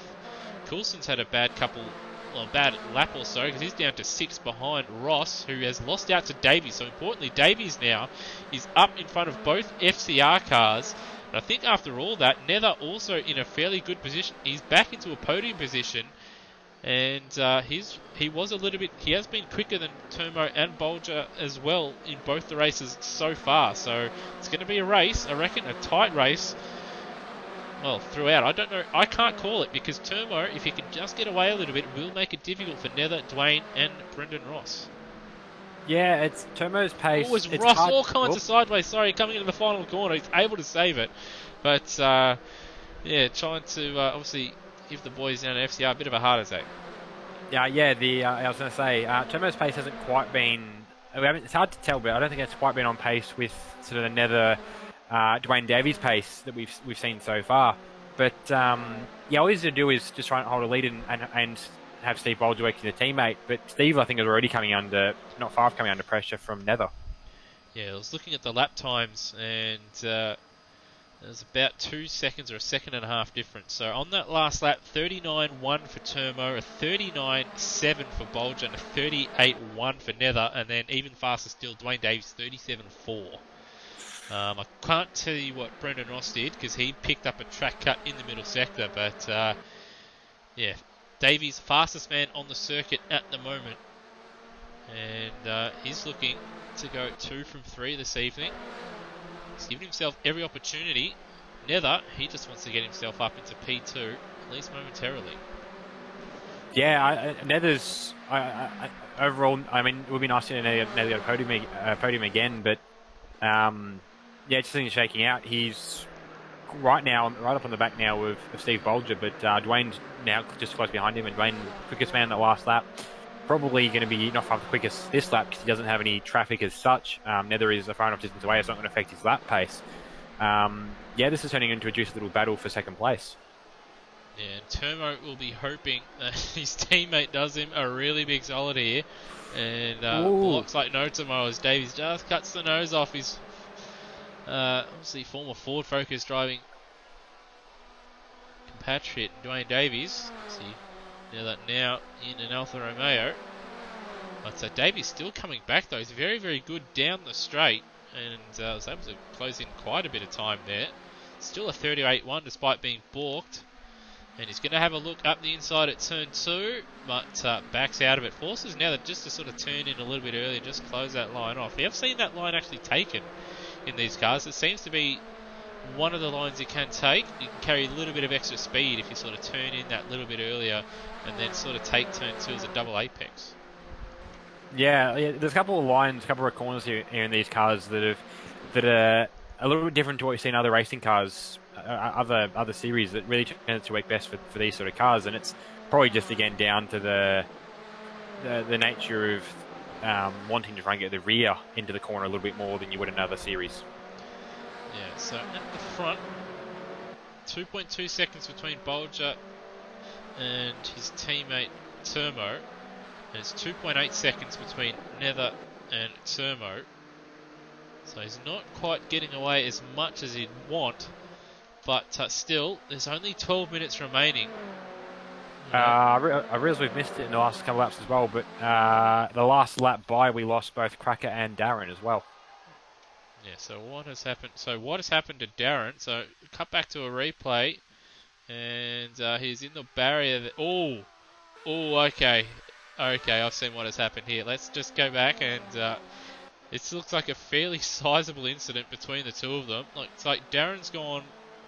He sort of had it half off at turn 1 and spun, and obviously he was right on the racing line on the exit. Cracker wouldn't have been able to recover, and that is a big incident. So Darren's missing a wheel, and I think Cracker wasn't missing a wheel, but he certainly would have had significant damage. So bang, that is a big hit. So unfortunately Cracker and Darren out with that one. Nothing either driver could really do. It's back at the front though, and Bolger has been but he's been overtaken by Nether into turn 2. A little bit of biff and barge which forced Bolger wide, and that allowed Davies to then snip in and take that position. I don't think Bolger will be too happy with that. He's got to get the eyes on, just focus and try and get a bit of slipstream, a bit of help, and get that position back. It's helped Turmo a little bit, but in the end, he's still actually lost a little bit of time. 2.6 seconds between Nether and Turmo now. Yeah, Turmo's best hope now is that Dwayne's now pressuring the back of Nether and slowing them both down. But both of them are slowly starting to. Both Nether and Davies are starting to slowly pull away from Steve Bolger. And we've seen already that their pace, Nether's by about half a second, Dwayne by about a second. Their pace is better than what we've seen from Turmo so far. So Turmo's actually got a pretty good cushion at the moment, about 3.4 seconds, but I feel like that's going to start to go down. Yeah, he's going to have to hope that obviously Nether and Davies do battle it out. As Nether a little bit wide into turn 1, Davies had a look, had to get out of it and get on the curb to avoid incident. In fact, that probably helped Nether a little bit, because that means Davies lost all that momentum he had into turn 1 as he got out of it. The gap sort of remained stable at the end of this sector. Only sort of 2.7 seconds now. In fact, turn 1 that last lap setting a personal best of 37.9 compared to Nether at 37.8. Now, he should have been, if he was doing that earlier, Turmo, he'd have a much more comfier margin and would probably have made things a lot easier for himself. But now, in fact, had a decent first sector. Obviously, he wasn't sliding like Nether or Davies. But that gap being only 3 seconds is still a bit precarious, with 9 minutes plus an extra lap remaining. Exactly. It's possible the way his car was set up that he's only really about to get his full pace out of it this far into the race. But it's also possible that he was maybe doing a bit too much rewatching, a bit too concerned about how close the cars were behind him, when he should have just been head down trying to pull coy laps the best he can to try and build the gap. But Nether and Dwayne are, as we've seen in the last lap, they're battling a little bit, but not a lot. So they are the gap, trying to catch the gaps to come back to the line. They actually seem to have actually, I don't think they've actually closed in on him in the last lap. They did cut it by a couple tenths in the middle sector, and again, they just brought back by about half a tenth or so in the final sector. So that first sector did hurt Nether and Davies. And Turmo again picking up his pace, another 37.9. He's got to do 37s, I reckon, for the remainder of this race if he wants to win, because these guys behind him, obviously they're very, very capable of setting low 37s. While Turmo, we've only really just seen him obviously get into that time range. Turmo's we've seen him in things like Super 2 last season, and across things like the TSAC series. He's and it's emphasis on the quiet. He's very much a sort of quiet achiever. He'll just, similar size to Nether in a way, just put his head down and go for it. And he's normally got top 5 pace. We saw he was I believe he finished as the best privateer driver in last year's Super 2 series. But at this point he's just got to, and he sits in the group chat, but will he will be muted because he just doesn't say anything anyway, and he will probably possibly have the deafen on as well. Get the head down, just get in the zone, and just try and put out his best laps for the next just over 7 minutes. Well, he's doing the job at the moment.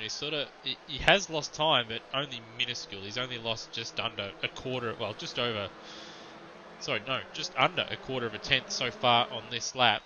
He's doing what he has to do. Behind him, his teammate coming under a lot of pressure from Brendan Ross. Davies at the moment not being able to make headway into Nether. So that sort of remains static. Well, Ross has a look at Bolger. And just looking at the lap times, actually, both Nether and Davies picked up track cuts in the final sector. So they're pushing hard out there. But are just unable to close as much as they'd like into Turmo's lead as Bolger outbrakes himself at turn 2. Bit of a lock-up. Ross and Bolger side by side through turn 3. Around the outside sweeps Ross. But Bolger will have the inside for turn 4. But Ross has the run and now has the position. So a bit of a shame for Bolger. Couldn't hold on. But if he finishes where he is, though, it'd be very, very solid points. And certainly something to take out of what has been a pretty shocking round for him. It will, yeah. He's in a good spot at this point. Bolger. He's got 6 seconds back to the next car, which is Gary Neville, and yeah, he's looking like he might actually. As we stand at the moment, he's in a good spot to score a very decent haul of points. Oh, we've got to move. Dwayne. We've got to move. Davies trying to send it up the inside at the hairpin, so he had enough and just thought, well, I'm just going to send it. He did get in front for a split second, but for now, Nether holding on. See Davies getting a little bit impatient, wanting to make headway into Turmo. Feels he's getting a little bit caught up behind Nether, who's ran very, very wide at the final corner. Might help him, but I think he ran a little bit too wide. It has allowed Davies to close up, and also Davies looks like he's had a slightly better exit. He will have the slipstream. I don't think he's going to send it into turn 1. In fact, both of them much faster than Turmo in the final sector, so Turmo, I reckon's made a slight mistake. But Davies very, very close through turn 1. He can make a move. He will make a move. Now, can he pull it up? Yeah, both of them very, very late on the brakes, but Nether able to get him on the switchback, and Davies pushing hard because you can see his front tyres smoking and spinning as he applies the throttle. The gap was 2.6 seconds at the end of the last lap as Davies has another look. They approach the split and it's still 2.6 seconds. How, I don't know. I think Turmo's lost a bit of time. Yes, he has. Last lap, a 38.4 for him. But he did say he has to stay in the 37s if he wants to win. But I think Nether and Dwayne, they're sort of helping him here, like battling as hard as they are. But if one of them is able to get a clean break, if Turmo keeps setting those 38s, he will find himself in trouble. Yeah, I was about to, exactly what I'd say. Took the words straight out of my mouth. This is buying Turmo valuable time. As Davies goes again at the hairpin, it's going to force contact. And he's had to back out of that. And Nether holds on, but continue. Yeah, this is exactly what Turmo needs to have his best chance of winning this race. Is for these guys to battle, and I'm not actually sure if Nether has got the pace to catch Turmo, but maybe not quite as quickly as Dwayne obviously would like, because Dwayne would rather be the lead car of the pack, but Nether would rather have second than third, even if it means snatching it back in later. And the ultimate problem is that they're both, and I don't blame them, it's some good racing, but they're both kind of getting stuck in the smaller picture of trying to be the best of the two of them rather than working together and trying to become the best of the three of them. Yeah, well, even after all that battling, that gap did get, I think it was about 3.5 seconds. That last sector, again, mid and last sector, still sort of the gap has remained 2.6 seconds between Nether and Turmo. And perhaps with that little gap between Davies and Nether now, it will allow these guys just to close in, at least for a lap or so. Obviously, the first race was 14 laps, race 2 was 14 laps. And this one, I reckon, again, 14 laps. So there's still another 3 laps for Turmo to navigate. Only 2.5 seconds. Obviously, the Nether is able to claw back a 10th of a second. It seems in the middle and final sectors is where Nether and Davies seem to do the most damage. Yeah, and it's a weird sector, that last sector, because the second sector timing split comes so late in the lap. It's just before the right left kink into the final hairpin. So it's got to be his exit, either it's his entry through that right hand kink or it's his exit out of the hairpin. And you get that even slightly wrong. It catches you out big because it's such a massive straight down after you're not really on the brakes until turn 2. Well, we're just looking at the helicopter cam. You can just see the confidence that Nether and Dwayne take into the corner. It's very, very easy to lose the back end coming in with that little right-hander before the two final left-handers. Turmo's taking a little bit more cautiously on Nether, and Davies carrying a little bit more speed through there. And, they've gained 8/10 on that last lap, so they're travelling along. I wonder if Davies is going to send it here or if he's going to be patient. There's only probably 2 laps to go. No. He's having a look. So he wants to get the job done. He's caught back up to Nether, and he has pulled it up this time. They're both very, very late on the race. Both able to pull it up, but Davies with the position now, and he can set his sights on Turmo just up the road. Now, can Nether stick with Davies? And can Davies catch Turmo? Well, the gap from Nether to Davies went from about 7/10 to this pass in about 2 laps. If Dwayne's still got tyre left on board and tyre in relation to Nether, I reckon we could see him pulling away. But that said, Nether looks like he's closed up a little bit just in that last little sector there. But I don't think Nether's quite out of this yet. Yeah, I reckon we're still going to have a late twist here, I reckon, because it's going to be 2 more laps. And, that gap was 1.7 seconds at the start of the first split. It's now 1.1 seconds. It probably would have been a little bit less if Dwayne Davies hadn't made that mistake. That's a little hairpin there. But the gap is essentially nothing. Turmo has not won in TCR. Dwayne Davies has. Nether hasn't won in TCR. So, in fact, has Turmo won a race at Automobilist Australia? I'm not sure. But certainly in line for his first win in TCR/TCC. Yeah, I'll fact check that stat after this race is done. But I know he's done well in races. I believe he's scored a couple of podiums, but I'm not sure he's actually ever recorded a win in AMSOZ history. So this is his best chance so far. Well, we're in overtime. The time has expired. This is the penultimate lap. There will be one more once time expires. There will be another lap once they cross the start-finish line. That's all Turmo has to navigate, is 1 2/3 of a lap here at Sydney Motorsport Park. In the background, Nether in a good position in 3rd, but he'll be hoping these guys just duke it out a little bit and he can just come through and steal a victory. Obviously, Nether was very, very close. It's Super 2 on Friday night at Albert Park. He tried to make the move in the penultimate corner on the final lap at Albert Park, but unfortunately made contact with Lime Mitch, and we saw Burko take his first win of the series. As Davies a little bit wide there, Turmo a little bit wide on the exit. That's allowing Nether to close in. Nether not close enough to make the move stick, but he's still in the game, is Nether, and Turmo doing all he can to hold on. But we've seen the last corner in the past has cost him lap time. Will it cost him a position? Probably not into turn 1, but will probably bring Davies into play into turn 2 here. Yeah, he's definitely in slipstream range now. Nether, you can actually see the speed they're getting. Actually, I think Turmo's under all right because they both seem to be pulling away just slightly from Nether on the way down to turn 1. Not a bad run there for Turmo into turn 1. He's had a good run. He's done what he can. He's going to try Davies anyway. is going to send it. It's going to send it, and Turmo's going to get him on the switchback. That's exactly what Nether needed, but too much. Davies slowed down too much in contact. I reckon that's handed Turmo the victory. He's just got to navigate the final 2 sectors because I can't see Davies closing in. But he obviously outbroke himself, couldn't pull it back in. It was a late braking manoeuvre, but he slowed down a little bit too much. Perhaps he just put his foot to the floor once he got the nose in, and his wheels just spun up due to tyre wear. But that's cost him big time. And now, unless Turmo makes a mistake, I can't really see Davies closing in. In fact, Davies is going to lose out to Nether here. So Nether takes the position as Davies pushing too hard. Outbreaks himself, runs wide, and Nether now up into P2, but Davies not giving up just yet. Yeah, I mean, in the grand scheme of things, obviously he's already wrapped up the points for the round. Rossi's in fourth and Foley's back in sixth, and Thomas Paul not racing. But no, Dwayne doesn't ever settle for a position.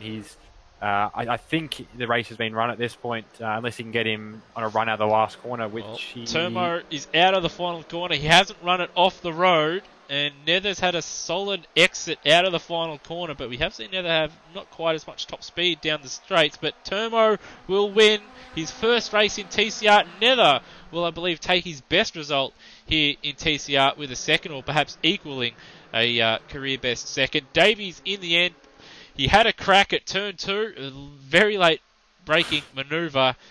As you can see, not too pleased with that, but still picked up a very good P3 and on the podium in every single race. I'm pretty sure his best round in TCR ever. And then we've got Bolger in P5, Foley P6, Gary Neville P7, and Mike Coulston, the last of the finishers in a little bit of an attritional race with only 11 cars and 8 finishes in the end. Yeah, I was just going to say on Dwayne's finishing position. I think from memory, if memory serves correctly, I think he got a podium trifecta as well. He finished in every podium position in every one of the races. Yeah. Because third that race, he won a race and he got second in a race. Yeah, he was in the mix in every one of those races. Absolutely. And, we can't begrudge him. He had a crack. And there was a little bit of a gap down to fourth as well. So it was a calculated risk. And but Termo was onto it into a flash. Termo did all he had to do. It was really, really good under pressure.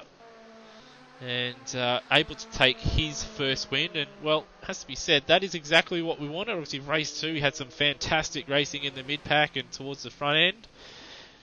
And obviously here in the final race, we've got a new winner. We've had Nether take a P2 and had Davies come through the fields and try and take a win at the end. But in the end, it was the upstarts getting the job done. And also, as we mentioned earlier, the first round in a long time. I can't even remember the last time it's happened, but no FCR car winning a race in a TCC or TCR event in a round. And it's just such a wild thing to even contemplate, because they've sort of been they've been the Triple Eight of TCR and TCC for the past 2 seasons at least. So yeah, for just to have a round where no FCR car achieves a win, it's something I wouldn't have considered coming into tonight. But the competition has grown up around them, and I think it's kind of been shown already. They're not quite going to quite be as dominant as a team as we've previously seen this season. Yeah, well, I think obviously they've been a little bit unprepared, but I did think that if Foley can't quite get the job done, we'll see Rossi sort of pick up the pieces and continue where he's been in the past. But they were there or thereabouts pace-wise, but they didn't have that outright dominance that we've seen in previous seasons. So good, well, maybe not so good for them, but I think for the competition as a whole, certainly absolutely fantastic for hopefully what is going to be a really close battle between multiple teams and drivers in the upcoming season. Yeah, based off of the results of tonight's racing and the racing we saw in these races, it's going to be a very busy season, and I foresee most of the top guys attaining at least a win at some stage. Certainly. Well, we've dragged the number of the drivers up, obviously, after the final race of the evening. Well, Rody, why don't you go through and sort out some questions for some of the drivers that have brought some fantastic racing, and of course, a new winner. Yeah, so I'm going to start off with Tomo, and this shouldn't be too hard because I have served his interpreter in previous events. But look, Tomo, that was I got to ask, is that something you foresaw coming into tonight? No. Right, very very detailed answer there. Once did you? you can tell how very unoftenly I do this. Did you really feel like your position was under any threat tonight, or were you sort of chewing your nails off from the second lap in? I don't know. I just drove the car. And you did a very good job driving the car. As we've said, not the factory Seat Cooper team, but I think very potentially getting some great points for not only yourself but also in the team's championship. I think Cooper Kai sits second now, and look great work in that last race, and hopefully we see you on the top step of the podium a couple more times this season. Yep. Beautiful. That was Termo. Indeed, it was. That was indeed Termo. I do have to ask Termo one more question. Speech. Speech. What speech? All right, that'll do from Termo. On his monumental speech, man. Someone play the music and play him off, please. All right, well, might as well cut to obviously Dwayne Davies. Obviously, last season was very, very up and down and very, very erratic, but tonight you started with a bang. Obviously, pole position, weren't able to hold on in race 1 to take the win, but still a solid P2 in the end. But has to be said, race 2, the reverse grid race, you did a Brenton Foley. You were able to work your way through the field and pick up a nice win there. Yeah, thanks, Lewis. It took a bit to get used to the car, but it's sort of feeling pretty good now, so pretty happy with tonight. Finally get through to get a win after last season's antics that drove me nuts, so pretty happy with that for sure. Yeah, certainly, and then obviously decent pace. Obviously, as you said, you finally got on top of the cars, but that final race there, obviously you and Nether had a massive battle for a large majority of the race. You couldn't quite, well, you did eventually close down Termo, but it looked like you didn't quite give yourself enough time to get ahead and set a move up, and you just, obviously on that last lap, you just sent it up the inside. How were your tyres towards the end of that third race there? Because you guys obviously were racing so hard. I'd imagine that the front tyres, especially when you tried to make that move, weren't in the best nick.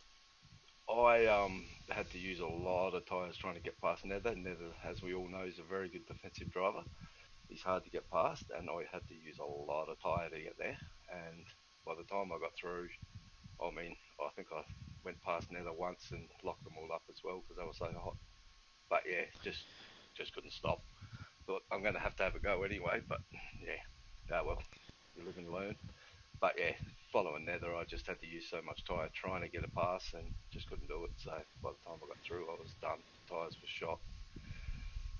And despite all that, you still ended up picking up a solid third place, and I do believe that's one of your best, if not the best, run that you've had in a touring car series in quite a while. So well done, obviously, on a pole position, a race win, a second place, and a third place. Thanks, mate. It's the first time I haven't really fallen off the track for a while, so I'm pretty happy with that. All right, well done to, well, as we said, our now current championship leader. So well done.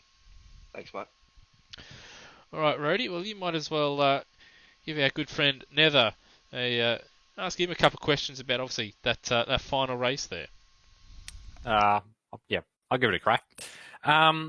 So, Nether, you've done I get a feeling that these cars are really starting to talk to you. You've had a strong run tonight, a couple of podium finishes and some really competitive pace. Is that true, or are these cars really starting to talk to you? A little bit of column A and a little bit of column B.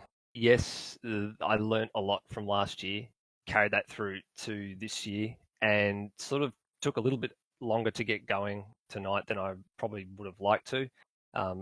Progress forward, which is good, but just in general, I think the last couple of weeks I've just started to feel just a bit more confident driving overall. Doesn't matter what series we're in, whether it's here TCR, whether it's Super 2, whether it's even ARW on a Wednesday night. It's actually just starting to feel a little bit more comfortable now, I think is probably the right way to put it. Yeah, I was gonna allude to that. Obviously Today the we're last couple of looking Super at the Two difficult races, you've been world right up of. the front. Over in ARW testing, you've also been quite quick. You mentioned getting a bit more seat time this year. Is that really starting to pay dividends for you? Slowly, I started out earlier this year just doing default championship stuff in AMS just to try and get some seat time. And then originally Super 2 was meant to be my extra seat time for everything else I wanted to do. So um, still a long way from where I want to be. I guess that's what life is like as a parent. Sometimes there's just not enough time to do things, but I'm picking up the extra time where I can, and I think it's just starting to slowly get there. Just seat time is just the more it adds up, the more I start to feel comfortable with what I need to do, and the quicker I'm starting to get the hang of cars that differ from week to week and race to race and series. Awesome. Yeah. Look, I'm not trying to inflate the ego or anything, but I reckon based on how you've done tonight, you're going to be a good contender for a strong championship position at the end of this season. But great racing tonight, Ever. No, thank you, mate. And look, I tend to agree. Lewis last week sort of said, hopefully be knocking on the podium, on the door of a win sometime soon. And look, it might not be far away, but the cards will fall the way they do, and we can just keep pushing on as best we can. Hopefully, it'll come to us. But thanks. No problem. I'll hand it back to you again, Lewis. All right. Well, it does the podium getters, at least for the final race. Anyway, we might as well just cut to Brenton Foley once again. Obviously, he didn't make the podium for the final race, and in fact, we didn't really see too much at all, really, aside from the odd. Obviously, since you served that drive through there, how did that final race for you go after the drive through? Because obviously you made contact with Cracker there early on, and obviously you served a self-imposed drive through. What was the rest of the race like for you? Because we just didn't see it. Pretty boring, just kind of lapped. But overall, that being, even though I didn't really get the result I wanted in the third race, it still was very helpful to lap by myself and kind of look at the lap times. And overall, FCR tonight as a team has learnt a lot about the car, and hopefully we're taking the right step forward for the next few rounds. Fair enough. Well, did you think there should be a parity adjustment or anything like that, like some teams sort of sometimes try and claim in other series, or was it just a case of obviously coming to a new car, not having too much experience with it, and having to not only adjust with setup, but adjust with how you drive the car as well? Yeah, it's just a lot of driver stuff I kind of probably need to work on. I haven't had much seat time at all this year, being quite sick lately, but it's probably affected a little bit. And just adjusting to the new car, not being like, as I said earlier, I adjust in the previous seasons, I adjust the bars a lot to the point where I was adjusting the rear bar every single lap last season. So not being able to do that's affecting me a lot, but I'll work on it, and as a team we'll move forward. Fair enough. Still finished every race and some important points, I'm sure, for the championship, both for you and for FCR in the future. Yeah, it should be a really good season. All right. Well, that just about does us here from Automobilist Australia for the TCR Australia Series from Sydney Motorsport Park. Now, obviously, I didn't have any time to prepare a coming up screen once again at Automobilist Australia, so we'll have to rely on going to the old Facebook and checking out the events. I was going to say, I know that we've got TSAC four-wheel drive, the TSAC four-wheel drive series on tomorrow. I believe we're at Silverstone for that race, and that should be live streamed over on the Short Shift something. I know the channel is something Short Shift, but Podcast. Yeah, Floody, there you go, Short Shift podcast channel. Floody and Kiwi should be streaming that one again, and should be a good race based off what we saw last round. Yep, and then on Tuesday we've got next Tuesday we've got the GT3 World Series from Silverstone. 60 minutes of Silverstone, that one. So just a shorter sprint race for those obviously wanting to just get an hour in as opposed to an hour and a half or 2 hours. And then on Thursday, March 12th, we have the Supercars Round 2 from Albert Park for the Melbourne Twin Sprint. All right. So from myself and Rody, we hope you've enjoyed tonight's broadcast of round 1 of the TCR Australia series by Automobilista Australia. All right. Have a good one.